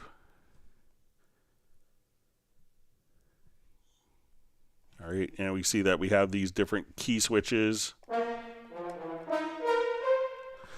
So with the Iconica, all you have to do is once you go into like the editor, so double click to go into the editor, you'll see the expression map. And because it's a Hallian-based instrument, all you have to do is say import key switches. And then all the key switches for the instrument are automatically extracted from the instrument. And when we go to this particular instrument, we would now just come over here, select articulations and dynamics, and all of your expression maps are automatically created. So again, once you go to the expression map, just go to import key switches, and that will automatically create it so you don't have to make any key switches for your maps. All right, so we see Andrew just saying, what is the Discord? So the Discord's kind of it's kind of an area that could collect multiple tutorials, articles, videos, and kind of organize it. And I see Jazz Dude already kind of in interactive forums. So I see Jazz Dude's already provided the information. You see Michael Teams is giving Jay 1 gallon of cookies and cream ice cream.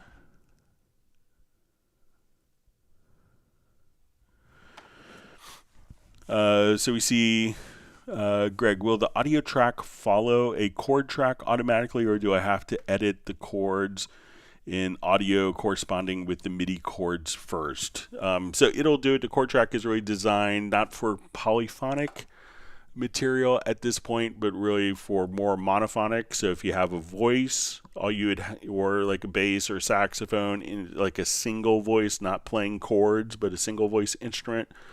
Once you have a chord track in there, you'd go to the chords tab in the inspector and just tell it to follow the chords and scales or just chords. So it's not intended to take like, piano chords or like rhythm guitar that's playing chords and have that automatically follow the chord track. But for monophonic or single voice instruments, it could do it. And you would just activate it directly inside of the chords inspector tab.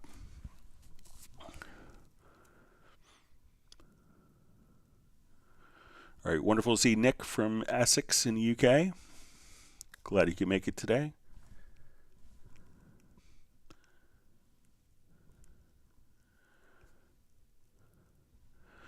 Okay, so we see from Musical Experiments, great work, Greg. Do you know when Cubase 13 is coming out?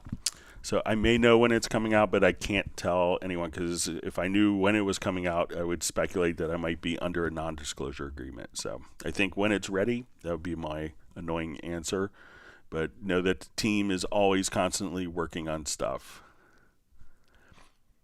to provide great solutions.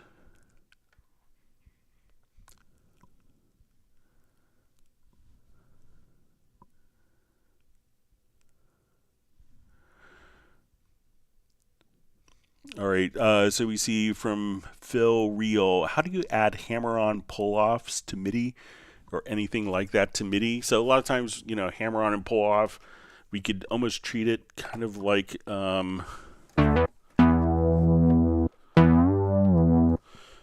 pitch bend data is often kind of used for that. So let's say if I have, so let's say I was playing like a bass part here,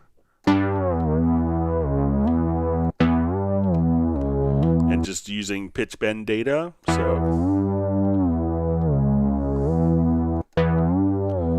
obviously keyboards and guitars will have some differences in just the physical nature of the instrument, but a lot of people kind of mimicking that will just use the MIDI pitch bend. And when you use MIDI pitch bend, one of the things to be aware of is that the pitch bend range is actually set by the particular instrument.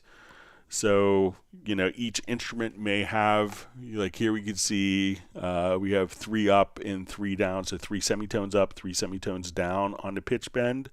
So as I come over here,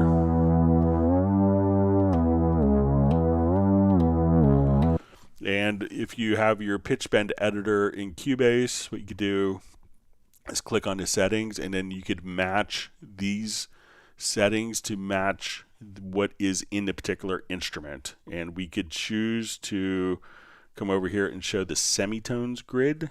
So now as we want to edit pitch bend data, we could have this automatically snap to say, okay, I want my pitch bend on this note to start here, and then I want it to snap to be to get to the next interval, and we could just choose to snap and have it be in tune. So make sure that the MIDI editor, the pitch bend range matches the pitch bend range of your particular instrument, and then often using the pitch bend wheel you could mimic hammer-ons and hammer-offs.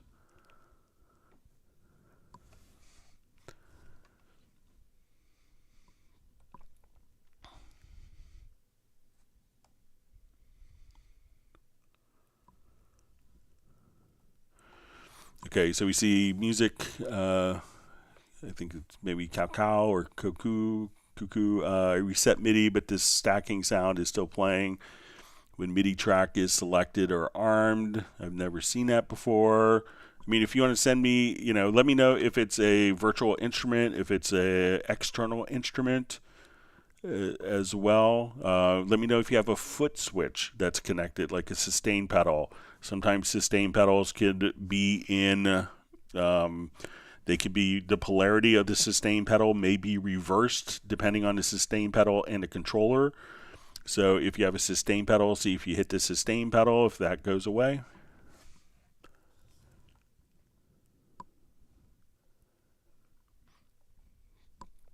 All right, so we have AL Will or Al Will, who just says, hey Greg, can you talk about the differences between Nuendo and Nuendo Live?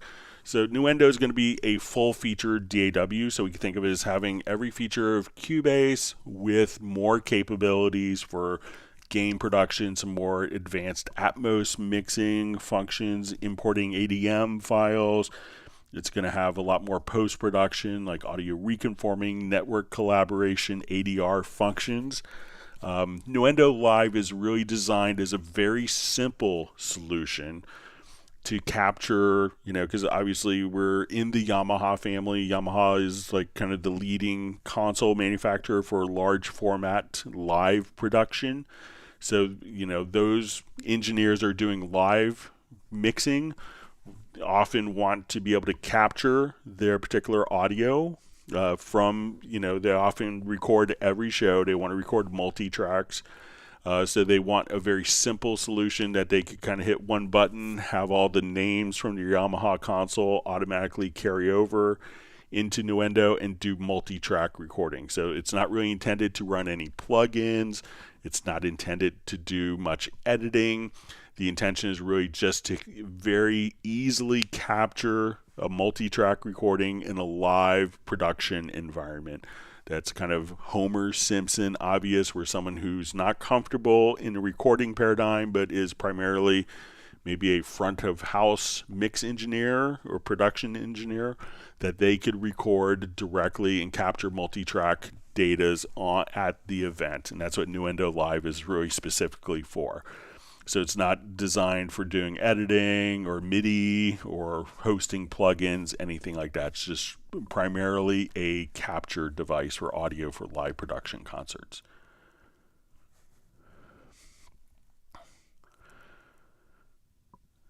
Okay. Gerald Ely's just says to Michael Teams, what a great community. I learned so much about Cubase and the myriad flavors of ice cream. Okay, so we have a question from Honey Singh. How to sidechain into Cubase?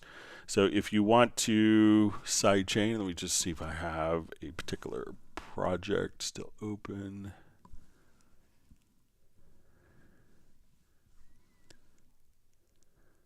I'll just go ahead and open it here.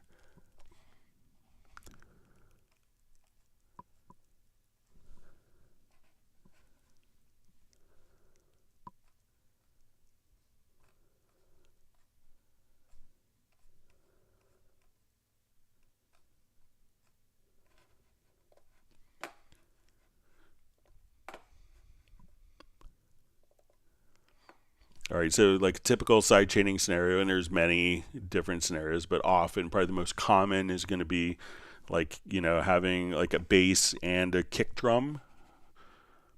All right, so we'll come over here. Let's just do quick sidechaining. So let's say we have our file here, and we have like a prominent synth bass part.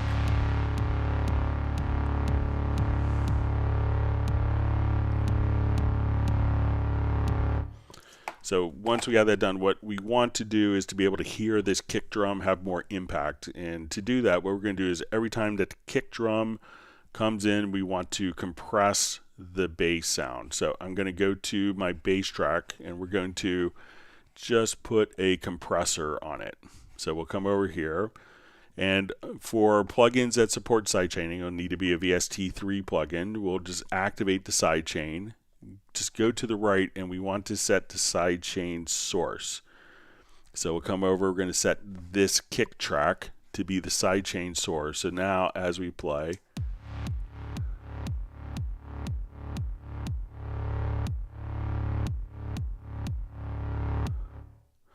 so at that point we could just have that kick track automatically feed the compressor on the bass track so that we hear the kick track better. So that's how you can set up sidechaining. So on the plugins that support it, you'll see just a little sidechain icon here.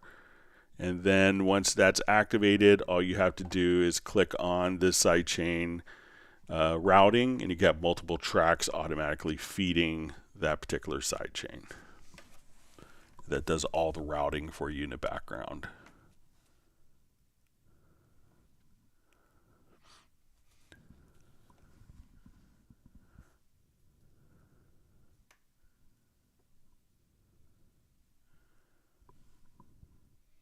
All right. Sorry, my chat field just jumped.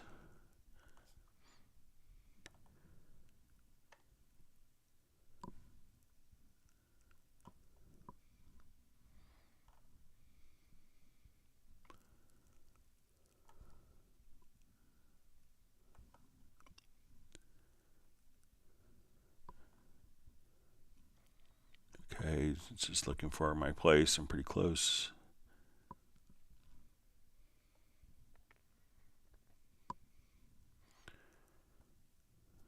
We see Nick has had YouTube been eating his messages again.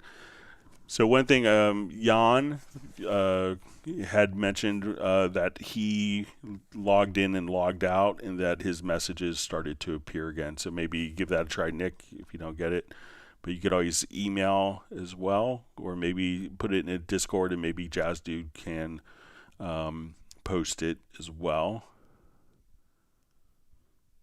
Michael Teams wants people to smash the like button.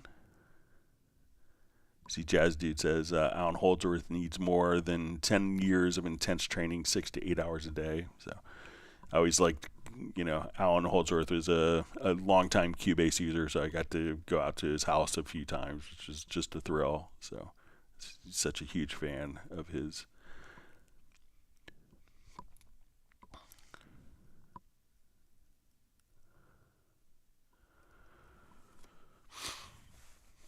All right, so we see from Secret Studios, given myriad of features within Cubase Nuendo, I'm probably missing it, but is there any way to make the I/O display as a grid connection style of layout instead of drop downs?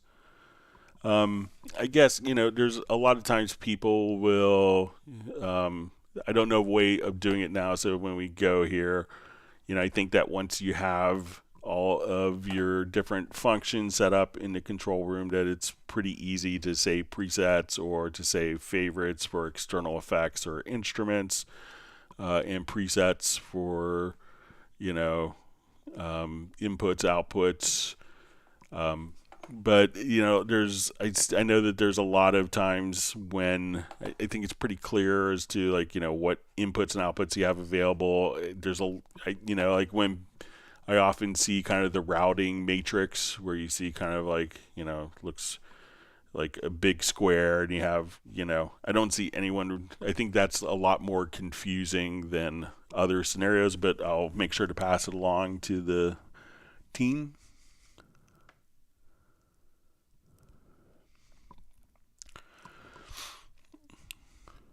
All right, so we see from GRJ Kolpin, hi Greg, can you tell us how you could activate record using an expression pedal?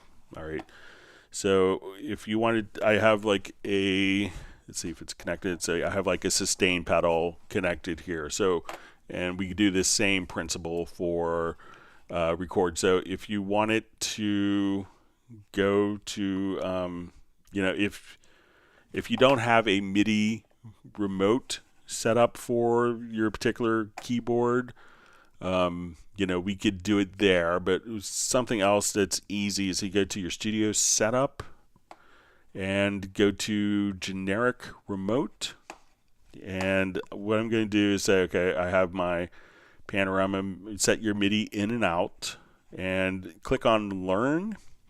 And then I'm going to hit my sustain pedal. And if you hit your expression pedal, you'd see CC 11. And then what I want to do on this is go to transport, and let's go to device, and we will choose record.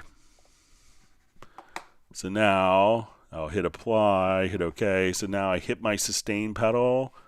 And let's say I have this track armed. Let me just set it to a real input here. And then I just hit the sustain pedal, and it's going to place it into record.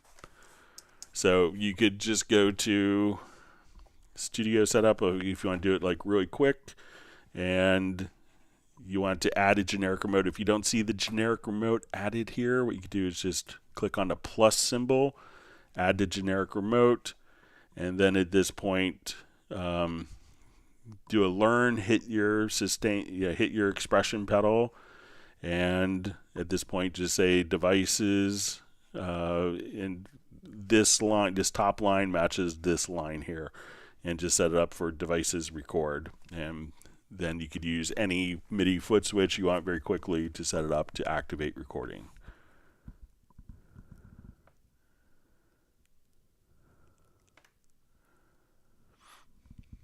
All right, so you see Gurjot Singh says, thanks Greg, it really helped. That was a lot of, Gerald Ely just says that was a lot of gold nuggets that Greg gave out right there, so I hope it's helpful. All right, then we see No Age, I'm Halma, just says top audio work tool, loves Sleep Freaks Japan.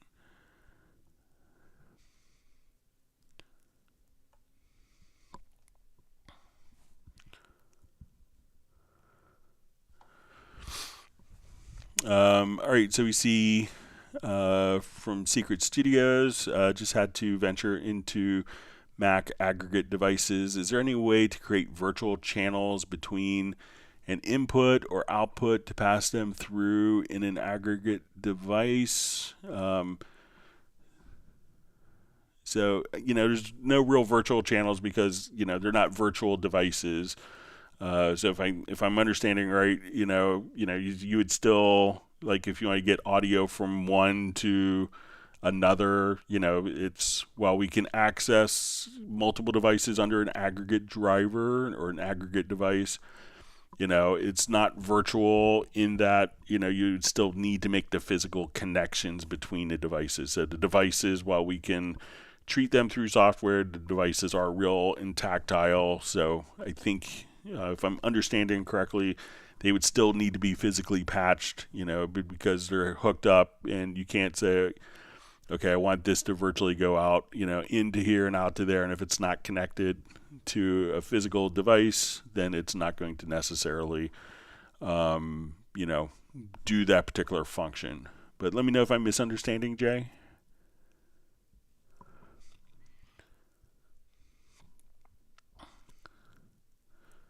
See, Michael Pierce just saying, so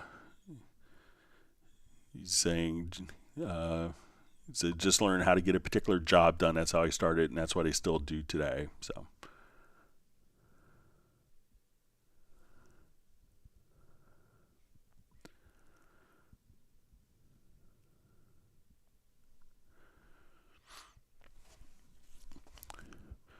All right, so we see from Ace Amadeus, hi Greg, hope you're doing well. I received a live recording wave from a cello player. I want to convert it with Cubase Pro 12 MIDI to Iconica Ensemble. What is the best way to do this?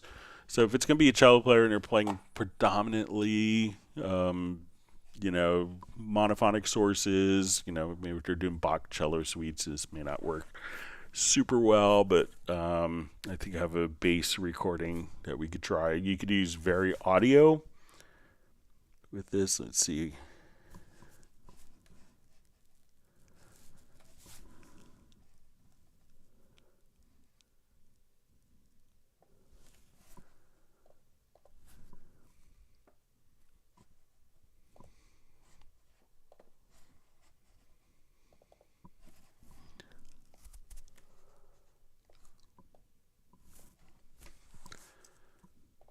So I'll just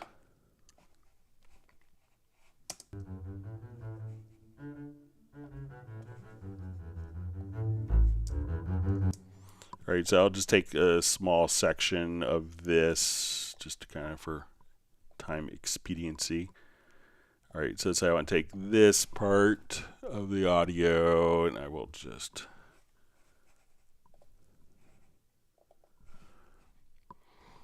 and so I'm going to go into the sample editor, and let's go to Very Audio. Okay, we'll have it do its analysis.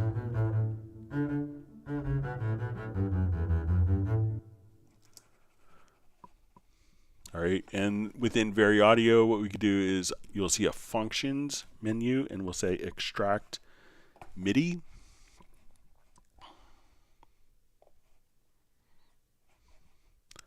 And let's go ahead and we'll open up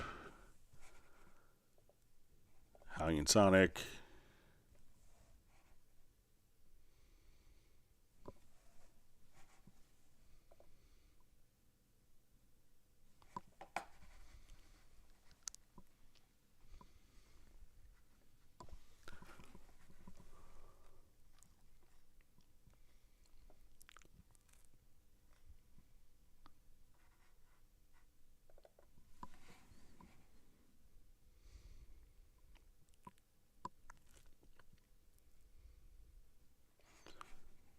All right, so I'll just move this down.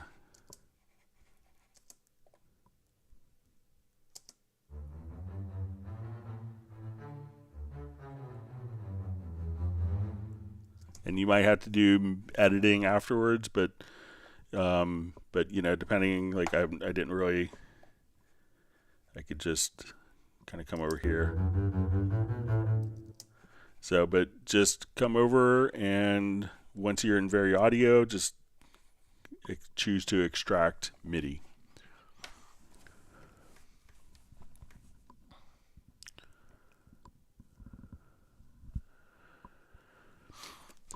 All right, we see Feel Real. Does Cubase 12 have any stock plugin that is equivalent to or anything close to the RC20?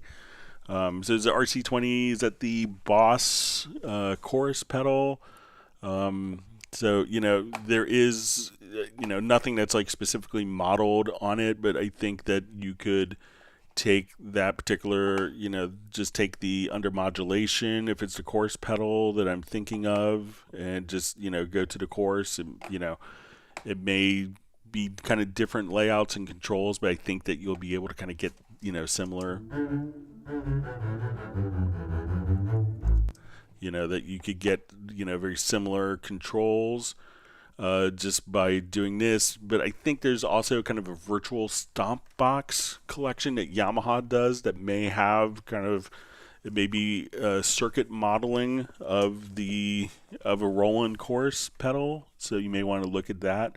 But I think that you could probably get in the same ballpark sound with the stock Cubase chorus plugin if it's a chorusing pedal. If that's what the RC20 is. See, Ace Amadeus wishing all Cubasers that everyone's doing well.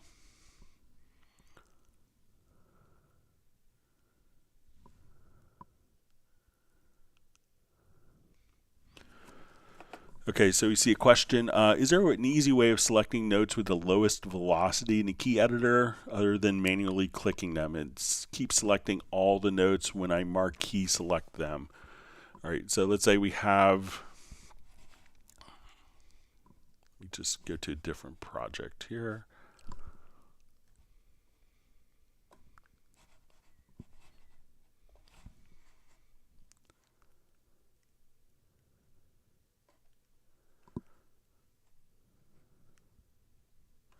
All right, so let's say we have a series of notes here. Yeah, let's look at our velocity control. All right, so let's say we have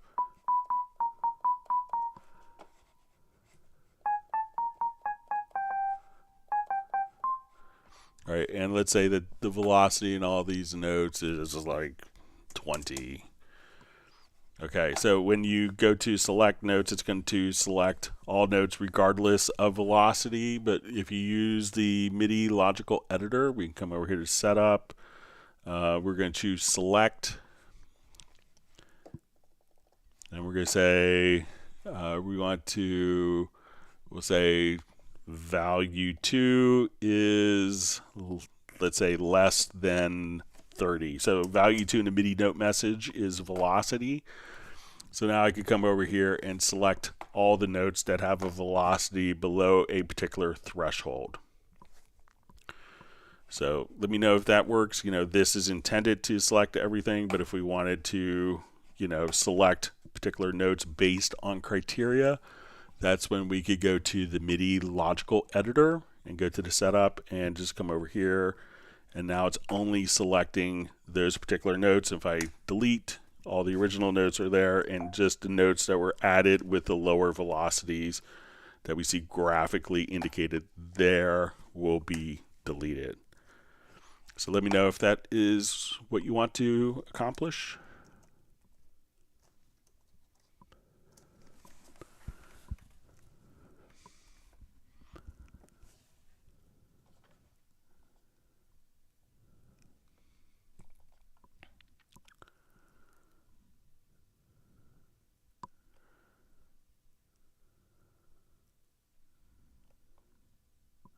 Reading through comments. Thanks for all the great comments. Slowly trying to catch up. I think about 36 minutes behind.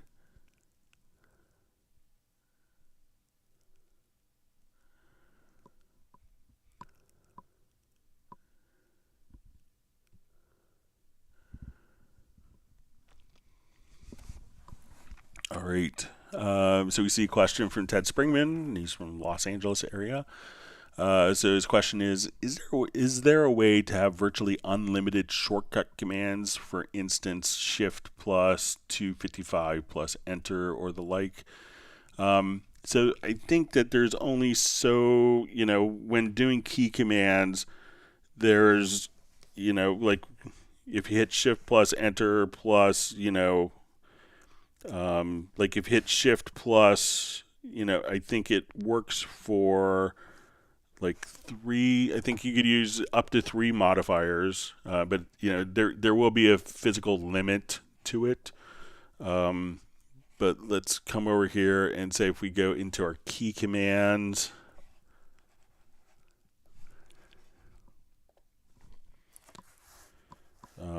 we could just kind of come over here and let's say if I want to go shift.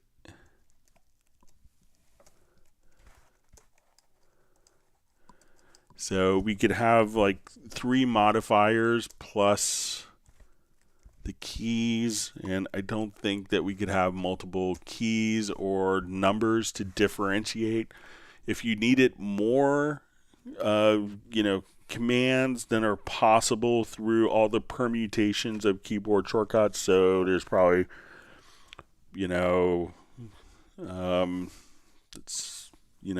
let's say 400-ish combinations. I think that you could 400 or 500 combinations that you get on a typical keyboard, maybe with a keyboard extent like a numeric keypad. So that probably gives you roughly like 400. I would say 400 combinations. I haven't figured it out exactly. But if you need more, then you could use MIDI. And when you start getting into like the MIDI remote, at this point, like I set up my Stream Deck where I have, I think it's 100. I think I have, 128 times 128 pads, banks that you could have. So I think you could have, what is it, 16,384 or whatever. So you could use MIDI to extend that as well and get a lot more commands using MIDI, because you could have each MIDI note, each MIDI program change with a different program change value. So there's kind of almost infinite, probably more possibilities using MIDI than are capable using any combination of keyboard shortcuts. So it's not as easy as just putting in 255 plus this.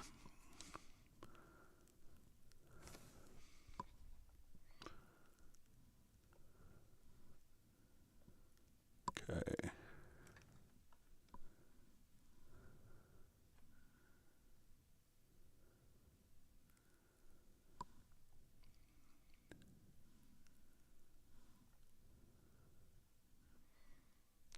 Okay, just reading through comments. Thanks for all the great questions from everyone. Hope if you've learned something new, make sure you do hit the like button.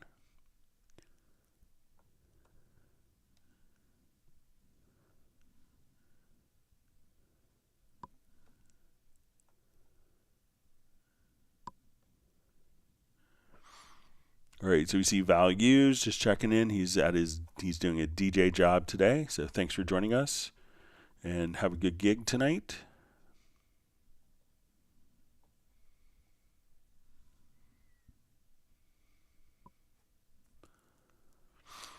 All right, so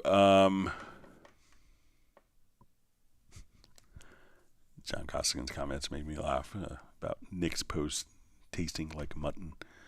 You see, Ace Amadeus asks, Greg, if I have both 16 and 24-bit samples in the project mastering, can I just use Cubase dithering plugin and place it last in the mix plugs and set to output to 16-bit for mixdown render? Thanks. So when you're working in Cubase could have a 16-bit, a 24-bit, a 32-bit file, 32-bit float, 32-bit integer, 64-bit float file, all within the same project.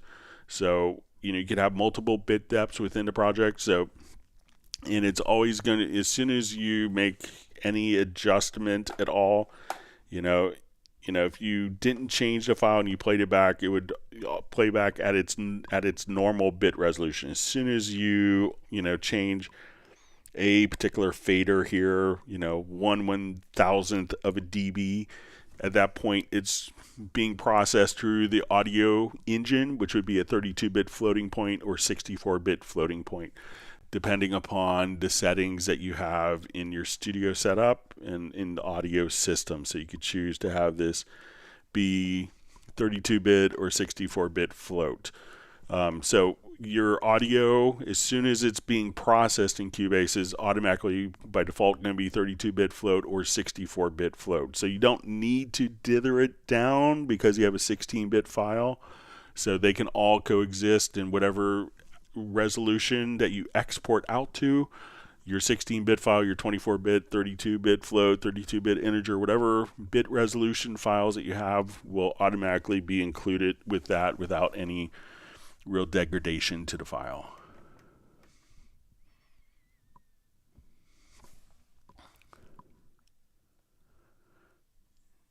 See a comment from Bruce Bruton just saying Costco, where every visit costs more than $100. That's why they give you such a wide shopping cart. So. All right, so you see Michael Teams has granted my family and myself 1 gallon of limoncello ice cream. Sounds great. He says thanks for his great resource and your great bass work. So hopefully I'm looking forward to getting some new songs from you, Michael. So, and thank you for the kind words.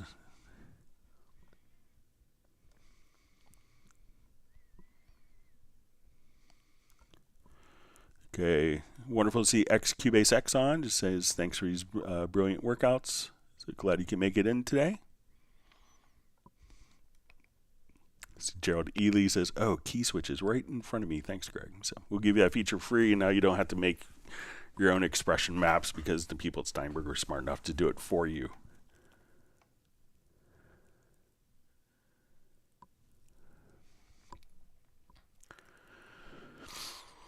All right, so we see a question, how to change the BPM of a MIDI insert without affecting the overall BPM of the project. You know, so most of the time when we're dealing with, let's say we have like a synth bass here and I'm playing an arpeggio. I think that some of these are going to be locked to the project tempo.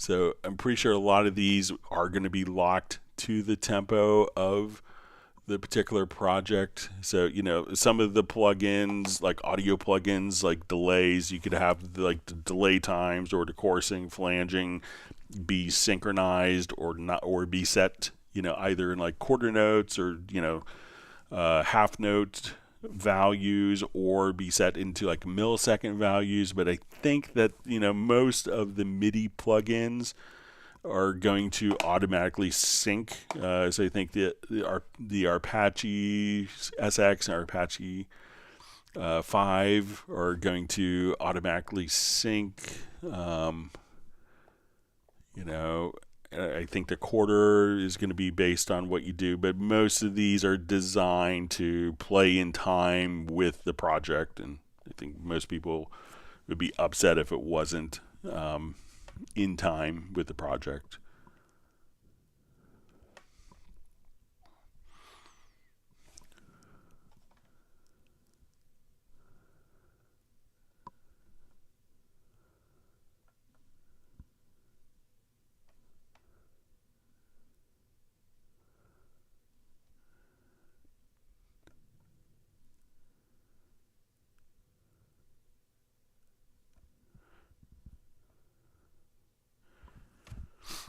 All right, so we see, hey Greg, how can I get my own sound kits in the MediaBay? So I'm not sure if it's Groove Agent kits, but if you know, let's say if I add a Groove Agent track here, we'll just come add Groove Agent SE, add track. So let's say I drag this over to my instrument pad, and let's say,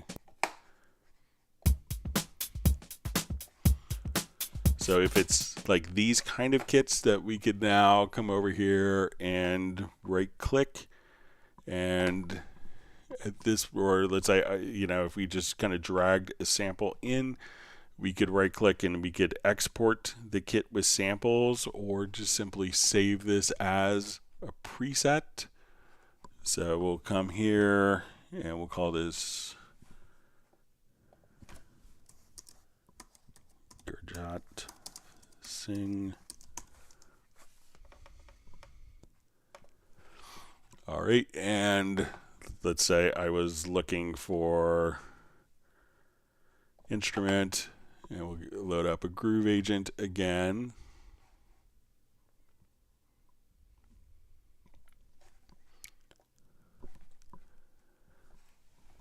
And then as we come over here, we'll just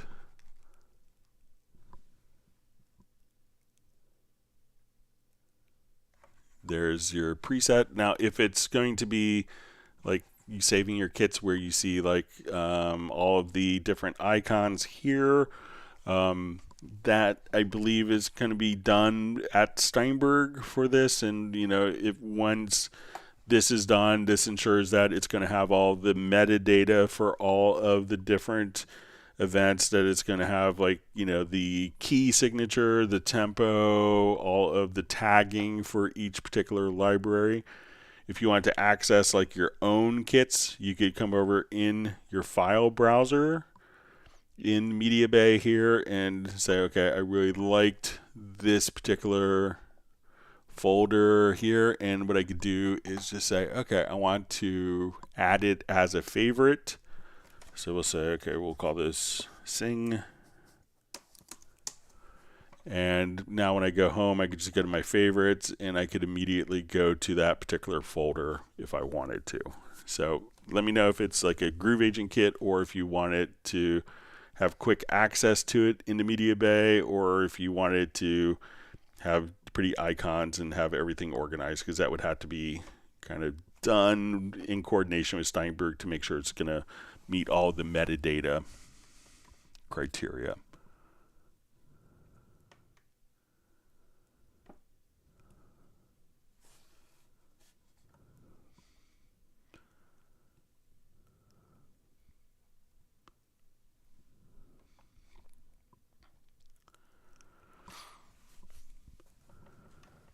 All right, so we see from Zohar Kyav, could you please go through the sampler, especially how to change the pitch and add it into a track? Haven't been able to find videos that have helped. Okay, so let's come over here. I'm going to, so let me just delete these particular tracks.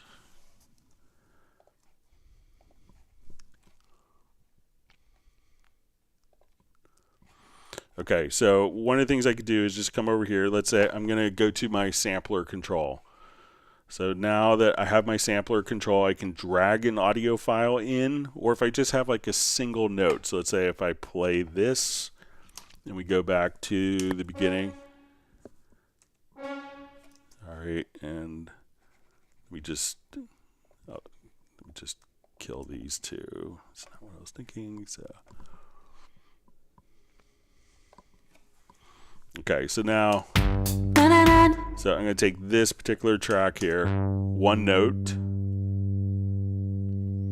Okay, so let's say I want to take that note and treat it as a sampler. So I have my sampler control active. I could just drag it into the sampler control. A sampler track is then added. Once I have the sampler track, I could say, okay, we could set our root key, and we could say, okay, let's put it on audio warp. So now I could just start playing it directly from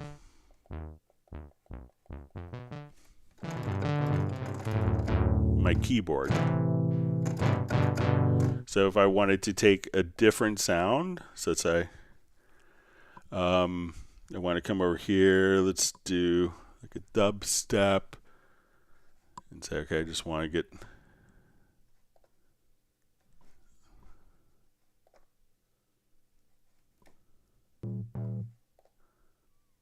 just find something that's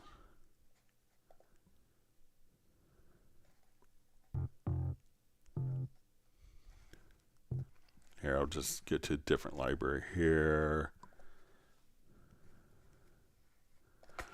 All right, so let's say, okay, I think there's like a little Motown kind of bass sound here. So, all right, so as I play this, I could say, okay, I want to take this Motown sound, and I'm going to right click on it and create a sampler track. We could choose kind of our start position for the sampler track, and now I could just come over here.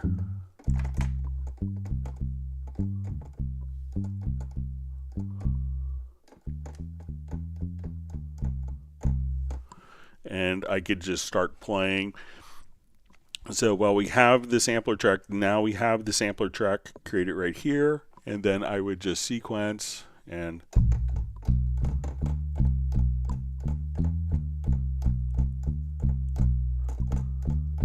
so the sampler track itself is going to be like a MIDI, like a virtual instrument track, where the audio output is routed to the sampler.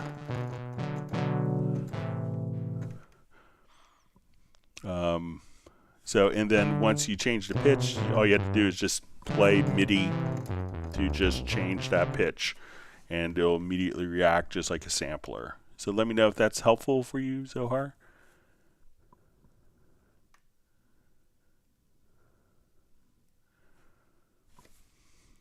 And we see Zohar says he's from South Africa. So we had a lot of users from South Africa recently. It's great. Thanks for joining us today.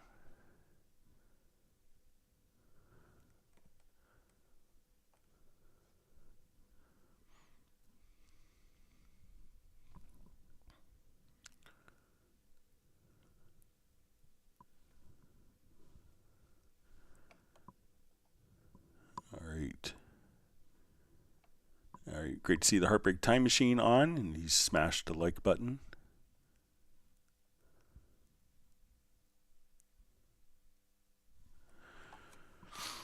All right, so we have Anti-Static says, I've finally been able to get a CC121 controller. The previous owner has sent a code for Cubase AI, but as I'm on Cubase 12 Pro, I guess I don't need to install that. So it would be kind of, unnecessary to install it. It's going to be a subset feature or a subset version of what you have in Cubase 12 Pro, even if activated. So, but you can install it if you wanted to, but I don't think you really need to. But congratulations on finding a CC121. They're still great workhorse controllers, and it's kind of my left hand on my desk. All right, we hope that, we see Bruce Bruton just mentioning that, Southern California may have a hurricane, so I thought he saw that it might be going a little farther east, but we hope that it doesn't affect you in Simi Valley or anyone. It seems like it's going to miss some of the more population density areas, but it's always tricky.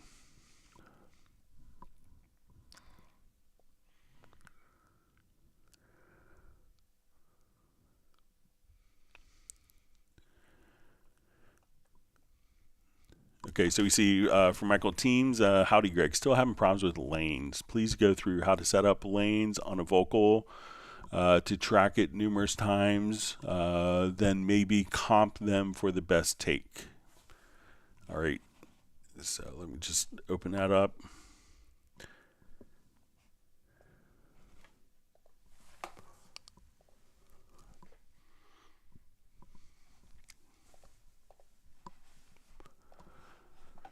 Okay, so let's say we could record lanes several different ways. So let's say I just wanted to create doing vocal comps. So we'll add an audio track.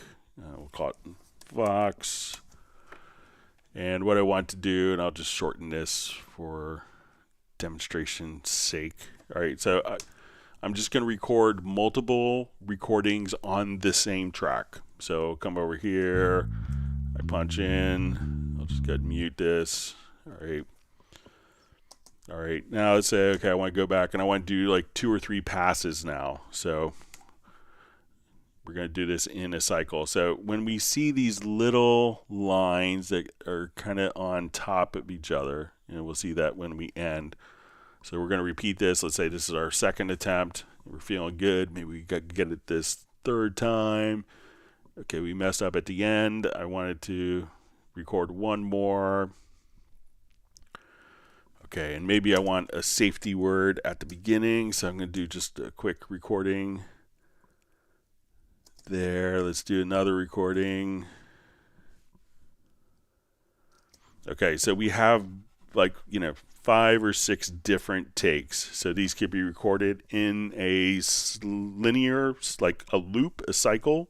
So where it'll just kind of go, or it could be recorded, just one, have a cup of tea, do another pass, get another sip of tea, do another pass, smoke a cigarette, whatever you do in between vocal takes, or if you just want to bang it out one after another. So once that's all done, we could open up the lanes view, and this would show us all of our different takes.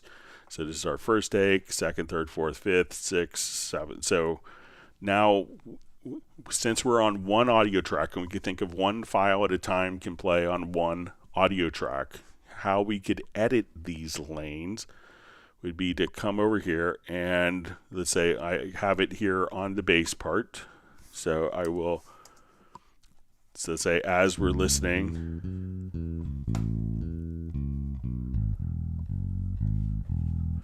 so I'm going to grab the comp tool, which looks like a hand, and say, okay, I like the beginning. So it's going to start there and then go to this take. Well, let's say I want this take. Now I could also just come over and say, oh, maybe that one would be better.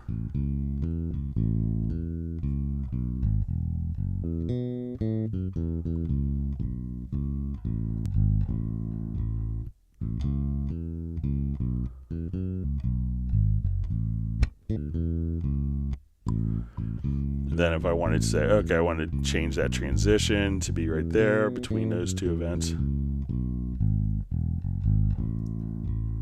Now, once I like that, all I had to do is close the lanes, and at that point, that will be my comp. So let me know if that helps, Michael. So, you could record it in cycle mode or just one take at a time, open up the lanes, grab the hand tool, and then just kind of comp away and find your best performances. We won't tell anyone.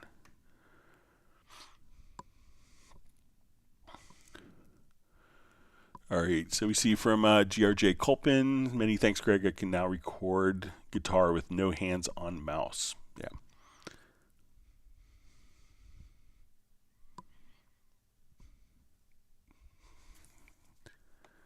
It's a great comment on the climate of California. It says, from Michael Teams to Bruce, says, understand you guys need rain, but not all at the same time. So.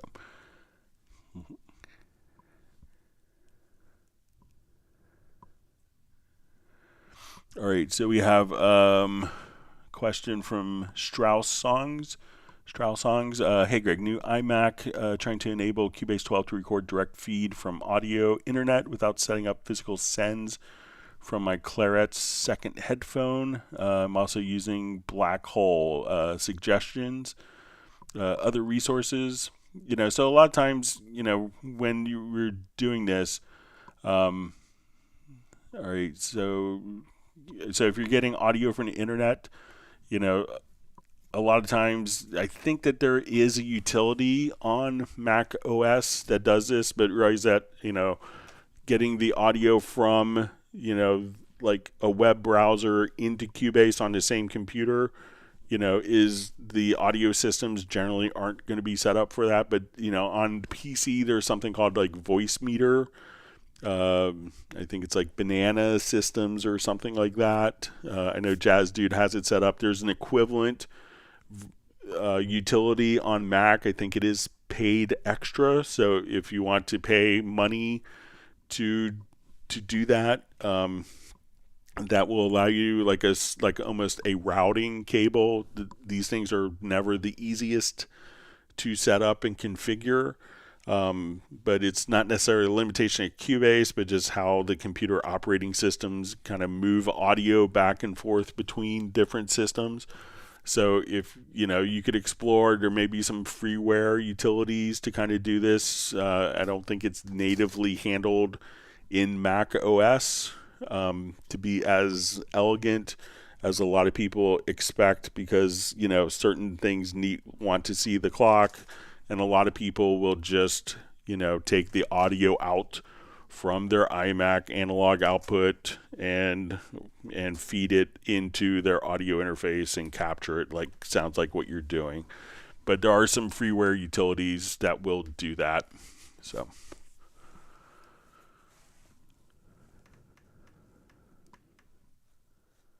okay. All right, so catching up, I'm about 30 minutes behind now. All right.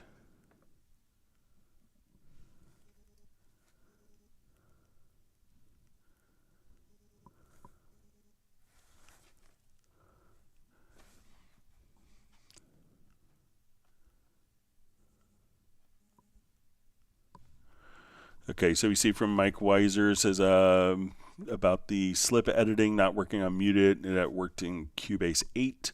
So I'll go back and check it. I have back to, I think, Cubase 4.5 on my studio PC.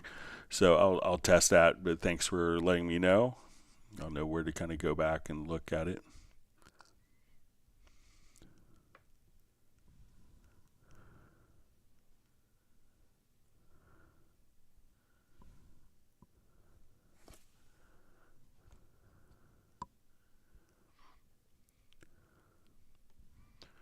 All right, so we see Pro Post just says, hey, Greg, thanks for tips. Here in LA, learning more Nuendo 12 tricks from your tutorials. So thanks for being on.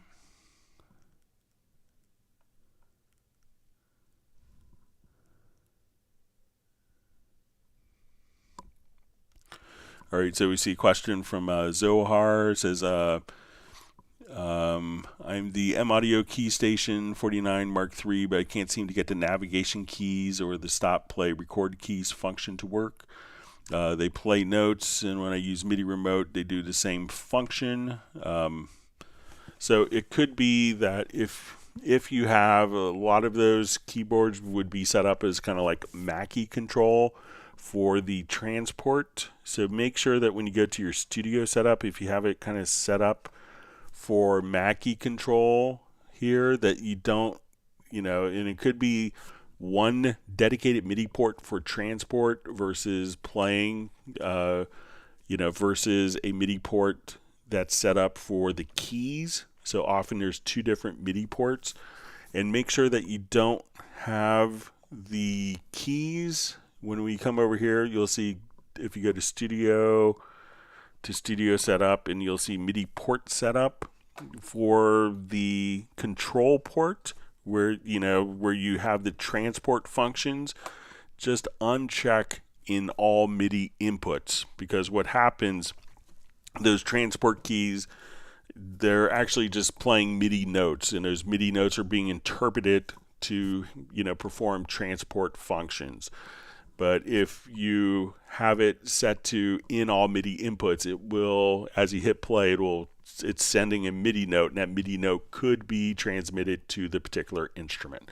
So make sure that you have in all MIDI inputs disabled for the transport MIDI port. And again, go to your studio menu, to studio setup, and go to your MIDI port setup, and you'll see it right there.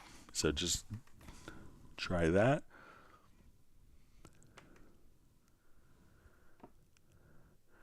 All right, always wonderful to see Razel from Denmark. Thanks for joining us.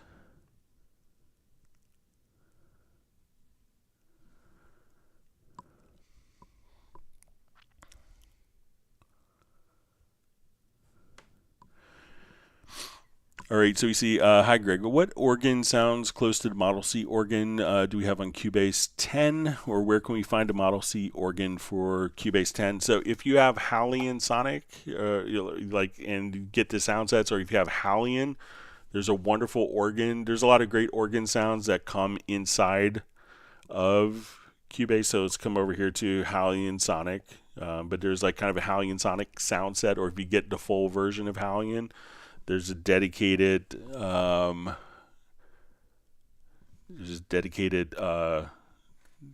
instrument here called Model C. So if you just wanted to come here, so kind of all of your typical, if you wanted to, And this will allow you to just come over here and have the amplifier section if you wanted to add different effects.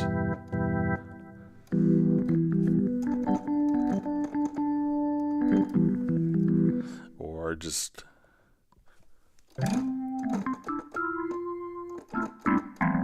so this will give you control of all of your drawbars, when the amplifier, distortion, release, if you wanted to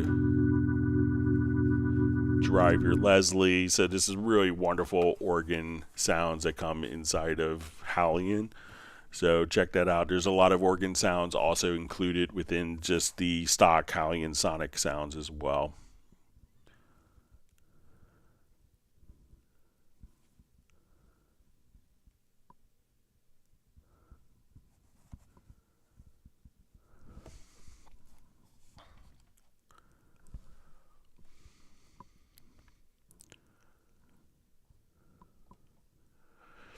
All right, so we see from Gurjat Singh says, I'm doing the same thing in the MediaBay as you've shown. I can see the folder, but the sounds are not showing.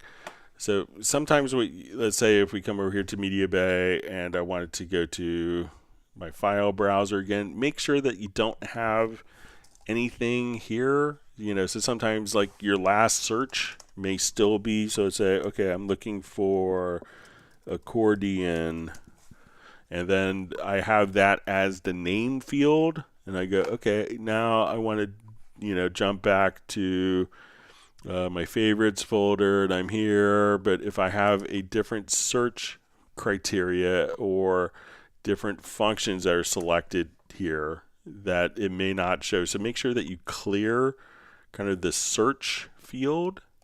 And also, it could be sometimes you may need to, you know, just if you go to like the full MediaBay here, you could just, you know, say, okay, I know I should see something in this particular folder, that when I come over, you know, try to just right click on the folder. And if you don't see it, just try clicking on rescan disk, and that may just automatically kind of re-index everything. It could also be sometimes we see, okay, as I'm here, there's different media types. So, you know, maybe you don't have audio files set and you're looking for audio files. So you could set what types of data is being looked for in MediaBay. And, you know, you could do that kind of, you know, right over here as well. So as soon as you go into MediaBay, you could say show all items.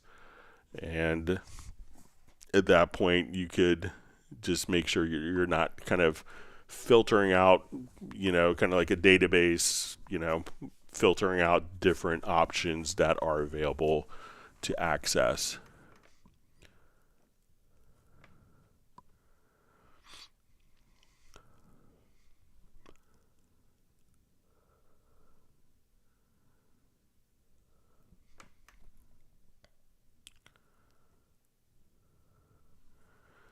All right, so we see from Zohar, it says, absolutely helpful. Thank you so much, Greg. You're a star. So you're the star for being on the live stream today. So just glad I could help.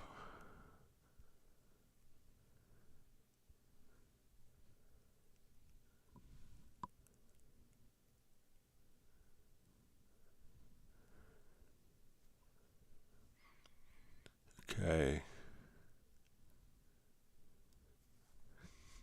See, Michael Team says, thanks, Greg. I think I got it now. I got to get the singer tuned up, though. All right. Probably with the comping.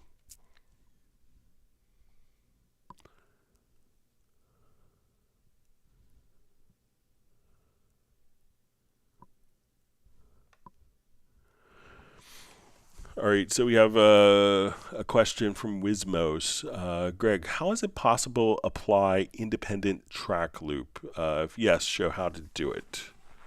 Okay. I did a tutorial video on this recently.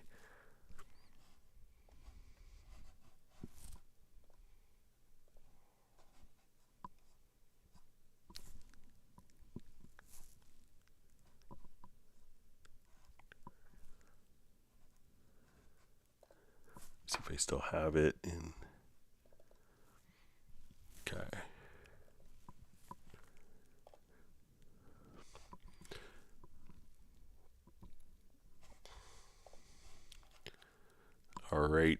So let's say I have, maybe all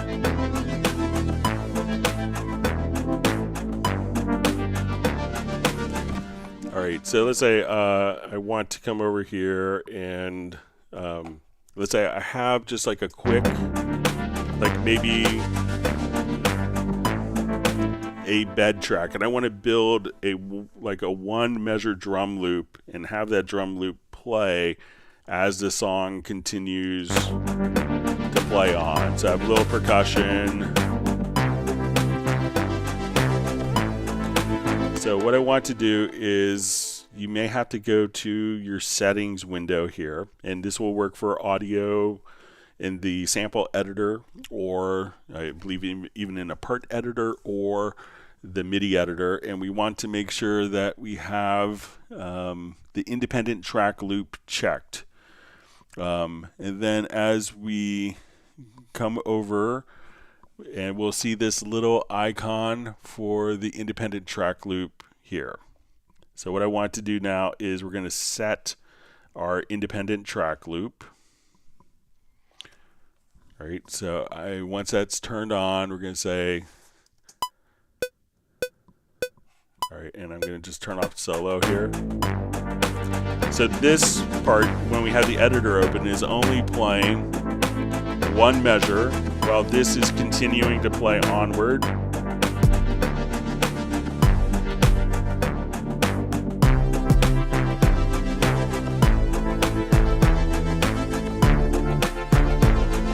So it's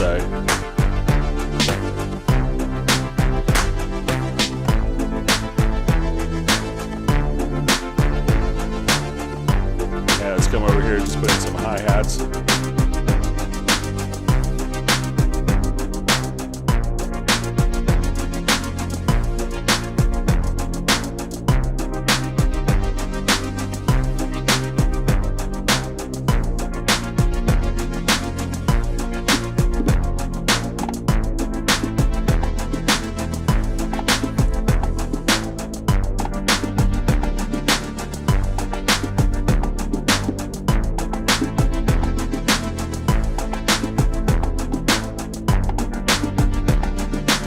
Now this drum loop, once we have that independent track loop active, I could just build that drum loop, one measure drum loop, and as the song continues to play on,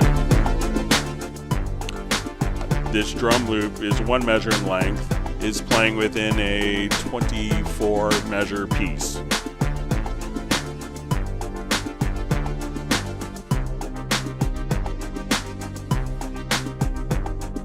And then once I'm happy with it, I can say, okay, I could take off the independent track loop and just copy it out, and voila. So make sure that you go to the setup here, that the independent track loop is turned on, and then you want to activate this right here, and then you could set the left and right like the loop points, and then that will loop independently of the project. So let me know if that's helpful for you.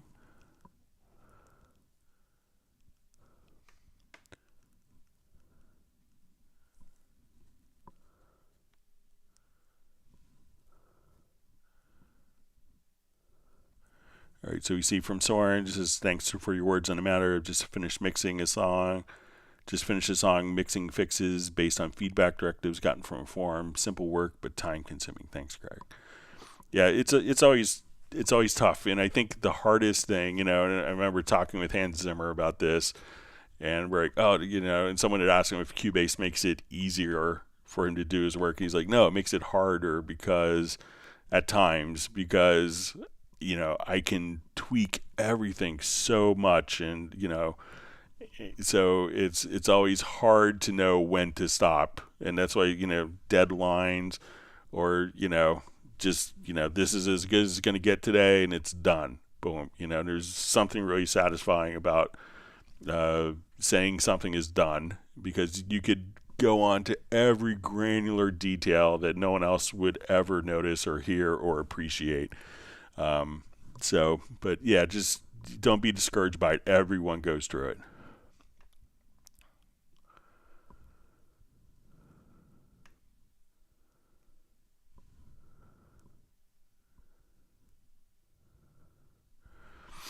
Okay, so we see from Secret Studios, I was weighing getting an Expressive E Osmos. However, it seems different DAWs seem to have different quirks regarding attempts to record its MPE MIDI. Heard any updates? So I know that, I haven't tried that particular uh, controller, but most of them, when we come over here, we could just say, okay, let's go to your studio setup, and we want to click on the plus and just say a note expression input device. So here we could say, okay, this is where that particular device will be connected. I think this came in version 10. That we can say, okay, the MIDI message we're going to do, for, you have kind of okay, I want to do aftertouch for this. I want my horizontal X for pitch bend. I want my vertical, like, when we move up and down the key, or we move horizontally on the key, like left to right, that we could set this up and have that automatically carry over for note expression data. So I haven't heard of any issues with it in Cubase. I know I've seen lots of people who already are using it inside of Cubase, different composers. So, and I haven't heard any complaints or it's like, why doesn't this work from them? And I probably would. I think even Rick Ballantyne, who was on earlier, he might be rendering files today, but I think he has one, if I remember correctly, from a Facebook post he had.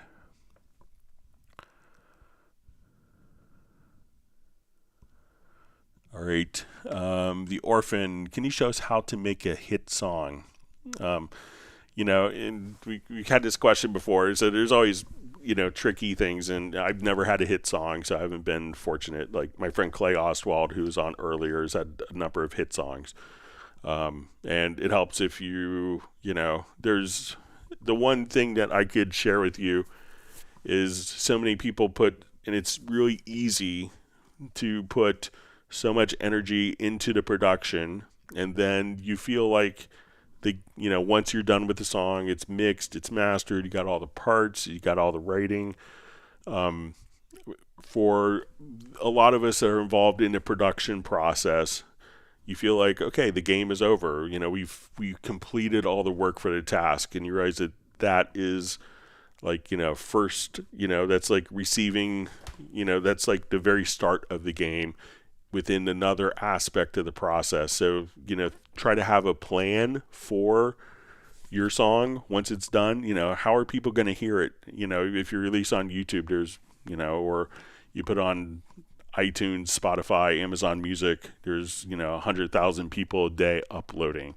How can you get your song heard compared to everyone else who's doing the same thing? It's really, so, while it's really hard to, in the old days, it was harder to do the process, and there was a natural kind of weeding out of people along the way, some justified, many not. But you would have to go through so many steps to get a song released by like a major label, and then they would have to, then you have to fight within your own label to get support with your song. I remember talking to my friend Bob Welch, who passed away a number of years ago, unfortunately. And, just him telling me the process, he was a member of Fleetwood Mac, and he was the guitarist who quit Fleetwood Mac to start a solo career that led Lindsey Buckingham and Stevie Nicks to join. And, I remember him sharing the process of, oh, you don't realize that, you're fighting against everyone that's on your label for attention of your label. So a lot of us will do the song, and then, okay, it's done, it's released, and we don't think of a way to promote the song, to get the song heard, to distribute the song. So think of that part of the process as well. There's, amazing records that people have that are just sitting on their hard drives that, may get uploaded and unfortunately never heard because there's so many choices. But try to have like a marketing plan for your song, and think of that maybe during the songwriting process. Think of that during the production process as well.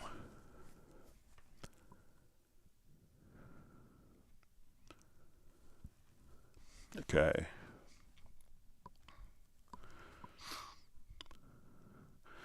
Okay, so we see from Wilco Piano. Greetings from the UK. I was trying to do something I thought was really simple but struggled.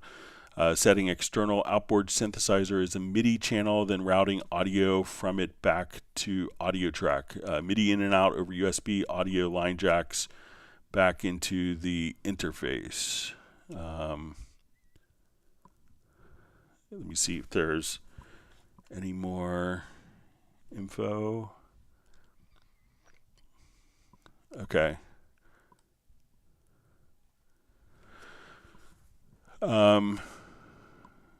Okay, so if so generally that works. So setting external outboard synthesizers MIDI channel, then routing the audio from it back to an audio track, MIDI in and out over USB, audio from line jacks back into interface. Okay, maybe Wilco Piano, if you could let me know like what part didn't work. So generally that should work. One thing that you could try to do is if you have the audio coming, I'm not sure if it's like kind of permanently set that way or if you just have it set to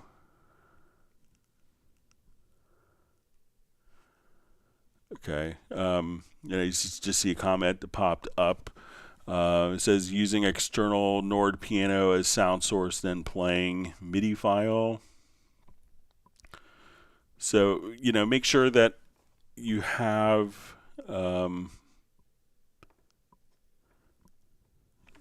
check, so if it's not getting like see if the MIDI is coming out to the device. Okay, so, there's a couple of things to test as kind of a control for this scenario. So one would be to make sure that the MIDI is going out to the device. Many devices will have like a MIDI in light, that it's receiving MIDI in and out. So we need to determine if it's a MIDI problem or an audio routing problem. So if we have MIDI data in and we set this up for so we'll come over here to a MIDI track, I'll add this, and we want to say, okay, this is connected out through this particular USB port. We say that's all fine and expected. See if there's a MIDI light. Make sure one that, so see if MIDI is being received by your device. So if it's not being received by your device, at this point you want to make sure that you have the correct MIDI output port. So this port is lined up directly. All right, so seeing some other comments. Let me just read through these.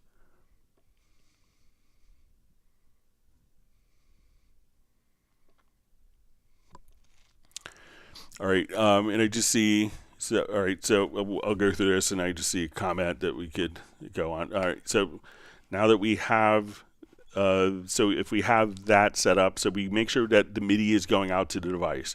Now, if the MIDI is going out to the device, but you're not hearing it in the device, make sure that the correct MIDI channel is assigned. If the correct MIDI channel is assigned and it seems like it's receiving MIDI, connect headphones and see if you hear the keyboard playing. If you hear the keyboard playing out of that, make sure that the outputs are going into the, those outputs are going into the inputs of your Focusrite. So you see that you have your Focusrite interface. So now I see in later comments that you have it set up as an external instrument. So let me know if you went over here and you added a VST instrument and went to external plugins and then you created an instrument like that. If that's how, once you created that, and if that is how the MIDI instrument is being set up, like for your external connection. So, you could try not to, if you think it might be just kind of like a patch problem at this point, just connect it in and, go to your audio interface, add an audio track. And at this point, say you want a stereo track with these inputs, and you could just monitor and see if the audio from the keyboard is going out without using the external device. So maybe go into your external device, and at this point you want to go to your external instruments, and maybe we'll just delete this to make sure that this setting isn't this isn't a factor. So in your external instruments, make sure you have the correct input port of where the audio from the instrument is going into the keyboard. So those are a couple of things to check. Let me read through. So try, just see that's exactly what you did. So, but make sure that you have, that the audio, like if you play the keyboard, do you hear audio?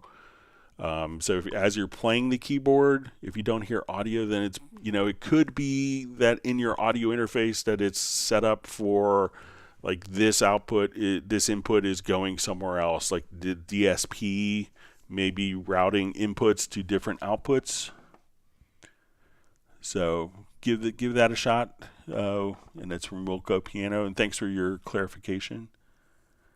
Okay, you see Wilco Piano didn't select those inputs 3 and 4. So yeah, give that a shot. All right, so let me go back. And thanks for joining the live stream today. All right, we see from Uno Memento, my guitars played 2 tracks roughly the same way, little difference in timing. How do I avoid the phase error in Cubase that affects mono listening? The guitars seem to disappear.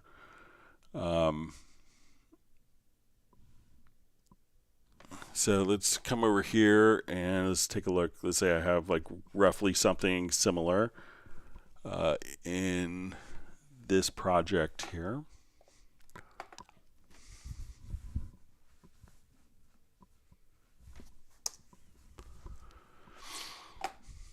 Okay, so this is like 2 guitars that are kind of double tracked. So we'll take these 2 guitars here. All right, so I'm going to go to my downmix presets, and depending on how it is going to be, like on the panning. So let's say if I pan these roughly more center. Now when I do my mono down mix, it's not going to be as kind of drastic as, when the guitars are kind of panned. So, and I would say that if it sounds fine, we'll just go ahead and listen to everything here. So here, it's kind of a common thing if the guitars are panned hard left, hard right, which is typical in a lot of genres, like this type of music, then, the guitars may kind of collapse a bit when in mono. So, but I would say if it sounds good in stereo, I wouldn't worry about it too much. All right, so we see from Gerald Ely, who says, independent track loop, tip of the day for me. All right, and Bruce Bruton says, independent track loop, news to me. So,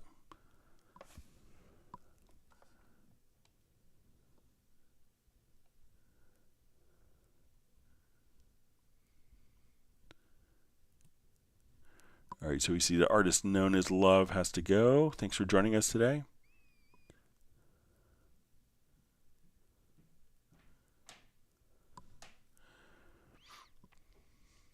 All right, so we see from Cubase X says, I loaded up a Model C and Hallian 7, but the sustain pedal does nothing on those organs. Is that intended? And if so, can I get the sustain pedal to work anyway? So let's take a look.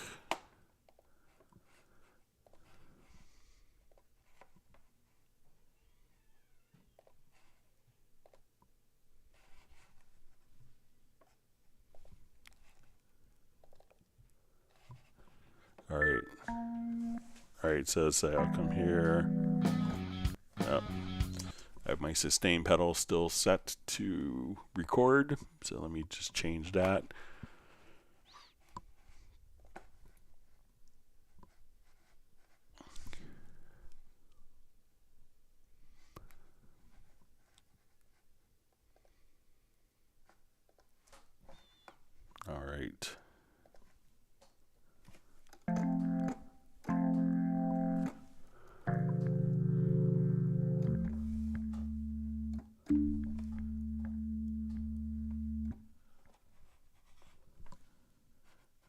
Alright, so let's see if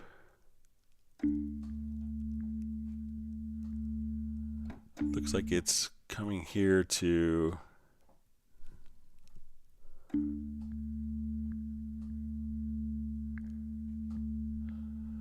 alright, so maybe the instrument is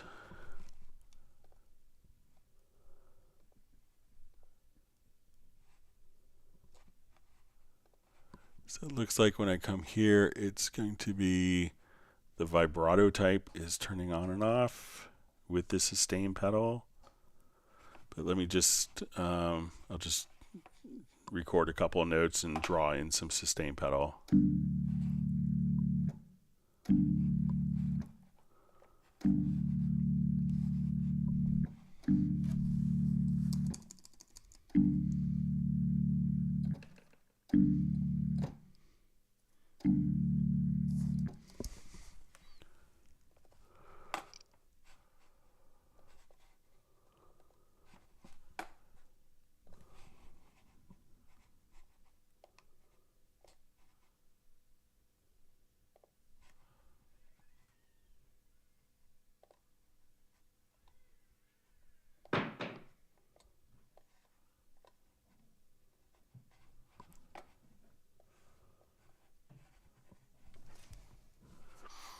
Alright, let me just grab my line tool here.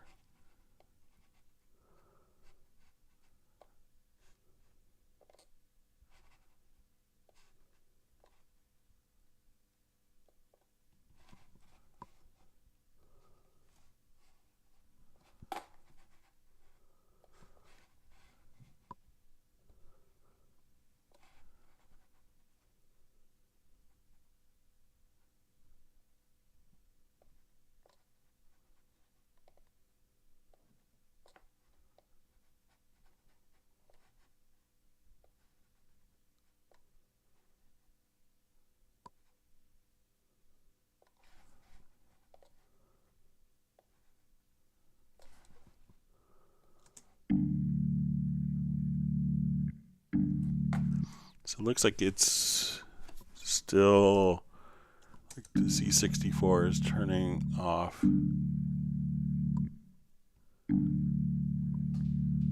So when I hit it here, let me make sure I don't have it set for, just remove this generic remote.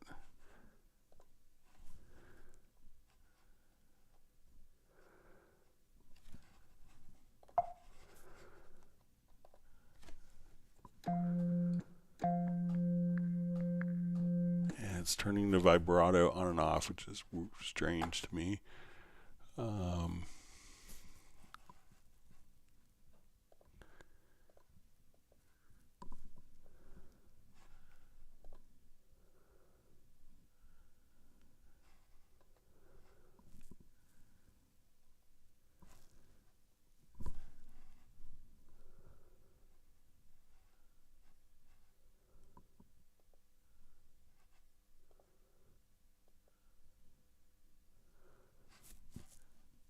I think it would work as sustain, but doesn't seem to.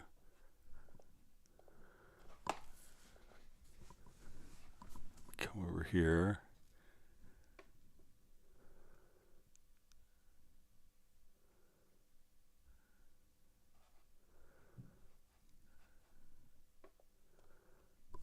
Let me make sure that I have it transmitting C64.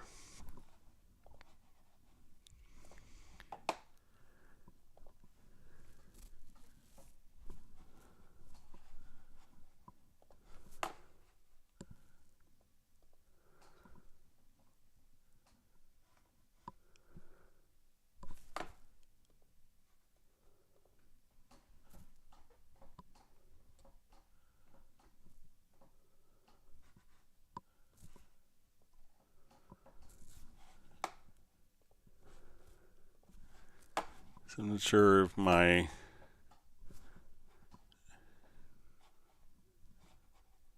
I'll just check.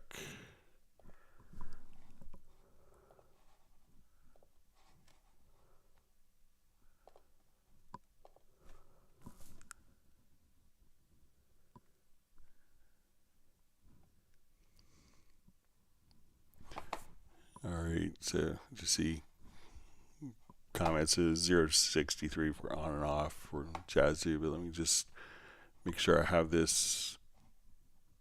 Maybe it's my controller. Okay. Okay, so let's see if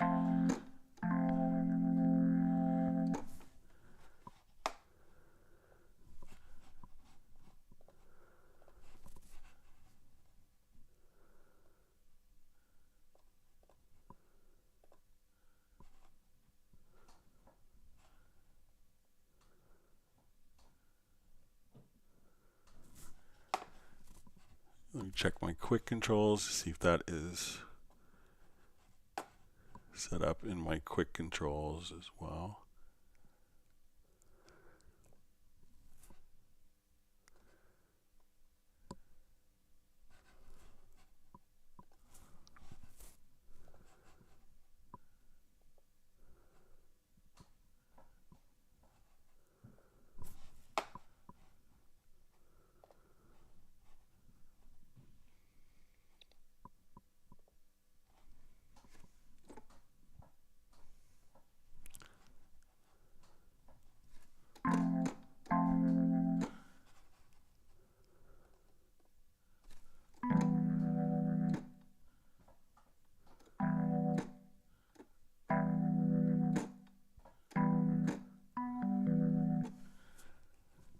Yeah, I'll play around with that some more and see if that is,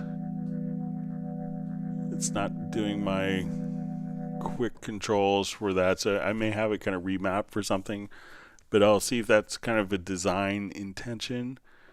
Seems strange to me that it would be, but let me just look at the program here again.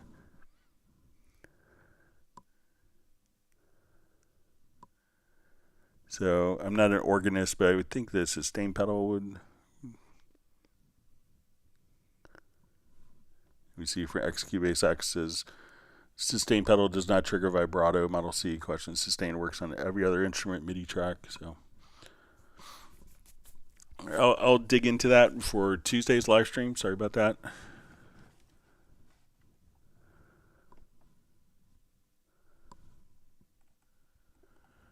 All right.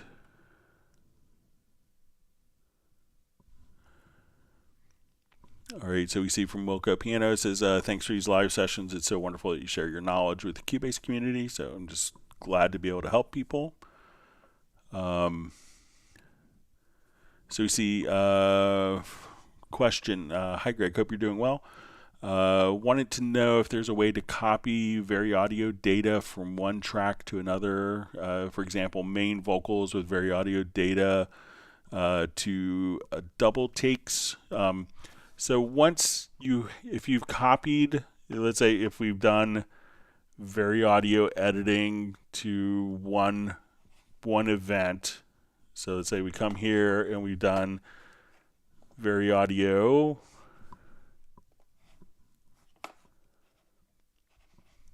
and if we duplicate this particular event, so let's say I'll duplicate this track,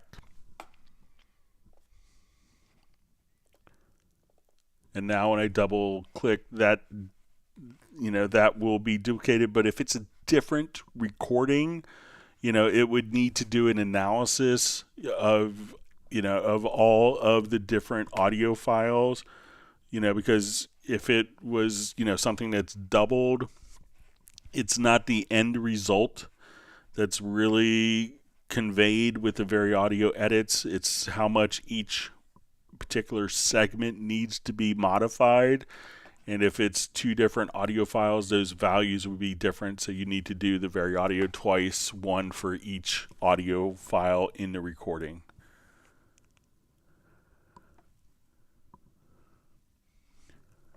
All right.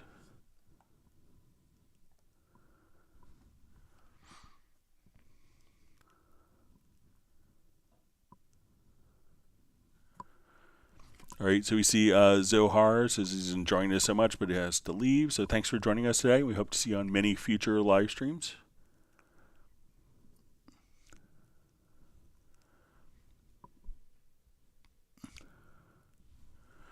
All right, so we see from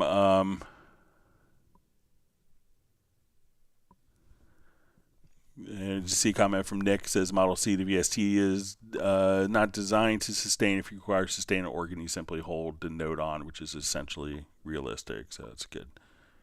I'm just trying to remember if there was sustain pedals or if it was just kind of mimicking, if the pedals are just often for. I was just trying to think, like when I saw Peter Frampton a couple weeks ago, I was just thinking of the keyboard players, organ setup that I saw back when I was on stage after the show. And I think that's just for driving the Leslie, if I'm not mistaken, but I'm not an organist. All right.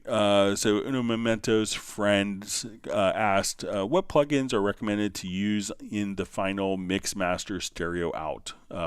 So generally, a lot of people always look for the every project put this in your stereo out and it'll sound amazing. It'll be like a final mixed mastered thing, but every song is going to present unique opportunities. So some songs, when you send them off for mastering, and I've had friends that's like when they first started running Steinberg products, they ran into a weird situation that they would send their mixes in for mastering, and a mastering engineer wouldn't touch it. And they're like, "Yeah, there's nothing I could really do. It's perfect. I could put something on it, and and they didn't do any master effects processing. So every song is going to be different. If you had to have a couple of processors that you would use if you felt like you really needed it, check out like different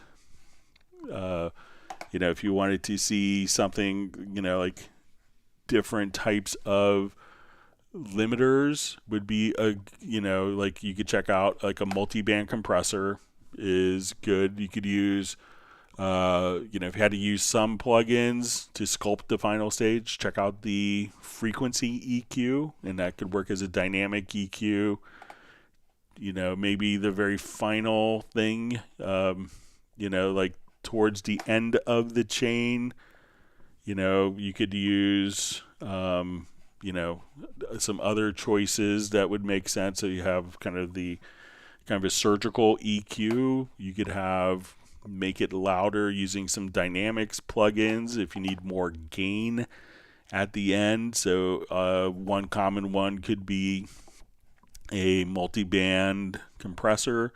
Those are very commonly used. Also, if you wanted to get into maybe a maximizer under dynamics, so maximizers, a lot of people use those, and a lot of people will use maybe in lieu of a maximizer, go to your dynamics and go to the limiter, and you could just come over here and use limiters to kind of get gain up, but ideally you don't want to necessarily rely on those particular processes as a crutch. Try to get your mix to sound as great as you can without those, and then it will kind of translate much better overall, I think, for you.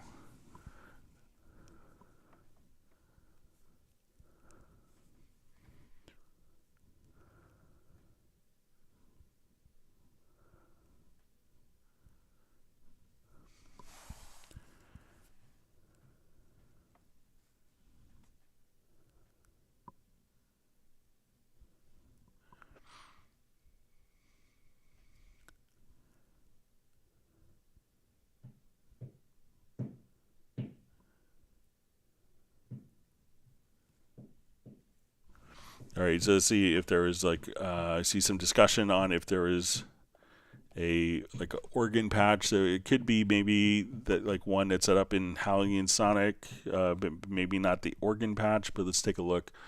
If maybe we go to that will sustain kind of as expected. So let's say if we go to organ and let's go to maybe the Hallian Sonic SE Pro. So let's say if we want to go to our drawbar organ here, so these banks will react to sustain pedal. as I hold the sustain pedal down. So hold the sustain pedal down now. So like if you use some of those patches, those will work, but it could be that the Model C is, you know, being as realistic as possible.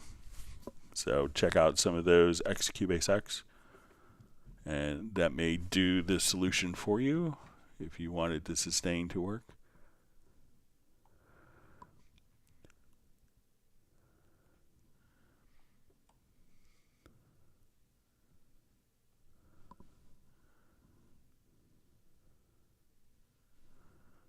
All right. All right, so I think I'm at the end of questions there. Let's get to some questions that were mailed in. Thank you for all the wonderful questions from everyone. So let's go ahead and take a look.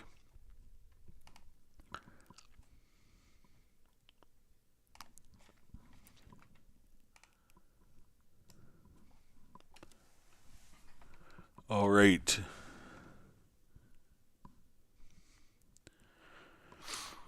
All right, so we had just a couple of questions. So one of the questions was how to drag and paste from MediaBay and automatically create a new track. I can drag into an existing audio track, but not to the track list to create a track. The green line does not show up / appears. I think I've missed something. Okay, so let's say we have our project here, and I wanted to drag an audio file from MediaBay into a new track. So just come over here. So let's say I want to do like this particular loop. So what I do is, you know, just drag it, make sure that we drag it here to the line, and then it's automatically going to place it at the cursor position. So if I drag it not onto the project window, so I could drag it to an existing track on the project window, or if I just drag the file not on the project window but in the track list, we can then have it automatically placed at the cursor position. If we wanted to just double click on a file, it'll add it at the bottom of the particular track like that, but you should be able to drag it anywhere you want just by doing it like so, and have all the drum loops just kind of work right there. All right, so we had a question kind of last time of how to slip audio in place and have it snap to grid. And then as I was doing the index, I guess I'd missed one of the comments on this. And it was like, okay, you know, and we said, so if we have an audio file here that we could hold down like Alt and Control, and we could slip the particular audio file, but this doesn't snap to the grid, so this is kind of free form. And then someone's like, oh, what about like for EDM music, it'd be really cool to kind of snap it to the grid. And if that was the case, what we would want to do probably is, instead of, I'll just move this over. So let's say I wanted to snap these transients to the grid like that. What I would do is just, instead of just using the slip command, which is often used just for kind of like tightening up little parts, is maybe just use the free warp. So I would select the warp tool and make sure that free warp is active. You can just kind of double click. You can click to add warp markers kind of before or after. And if we have this set to snap, and we say, okay, I want to snap it to, and I'll just select this to the grid, and we want it to be on beat.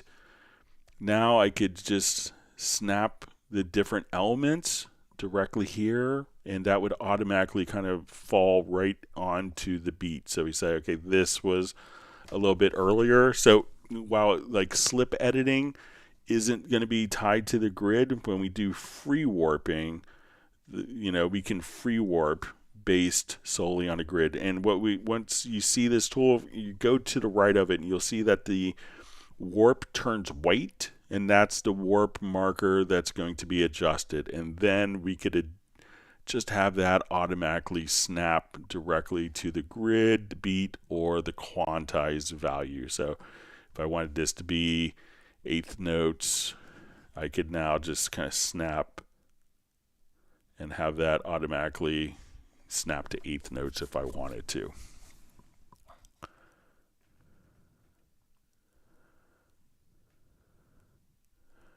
All right, and all right, I think that was all the questions that were mailed in. So let me jump back to our live chat. Thank you again for all the wonderful questions from everyone. Hope that everyone's learned a new tip or trick.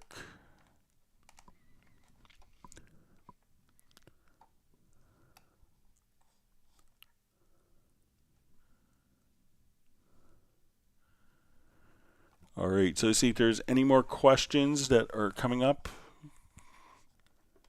I think I'm at the end of the questions in the chat. We'll just wait another minute. There's usually about 30 seconds from when I talk to when you guys hear me. So we'll see if there's any more questions that pop up. If not, we could wrap up a little bit early today. All right, I feel that I've accomplished my job because I got the gold trophy emoji from Agent K. I mean, I got through all the questions today before my 4 hours.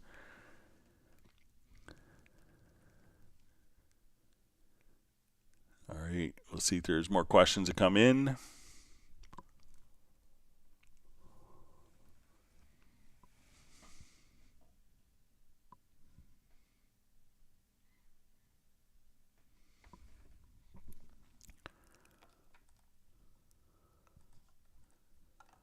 All right, we'll just wait another couple of seconds.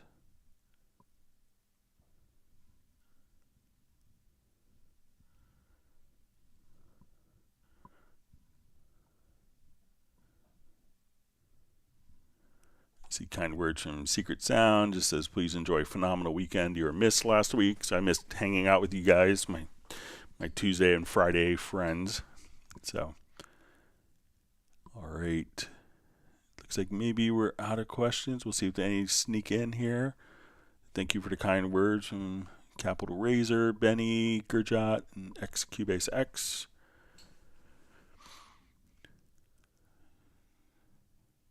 See if there's any more. If not, we will wrap up. And I appreciate everyone spending part of your Friday morning, evening, afternoon, night with us, learning some more tips on Cubase, and look forward to seeing everyone on Tuesday's live stream. And then it'll be a week from next Tuesday that we'll have our Zoom meetup. I will be in Hamburg like September 5th through the 10th. So I'm not sure if I'm going to be able to do a live stream while I'm in Hamburg. We're going to try to maybe see if we get something set up, but I may be missing a couple, like 2 live streams that week. But I'll let everyone know as it gets closer. But don't see any more questions coming in, so we will go ahead and wrap up. Everyone, please stay safe and healthy, and we'll see everyone back on Tuesday. And we'll answer some more questions then. Thank you so much, and have a wonderful weekend. Take care.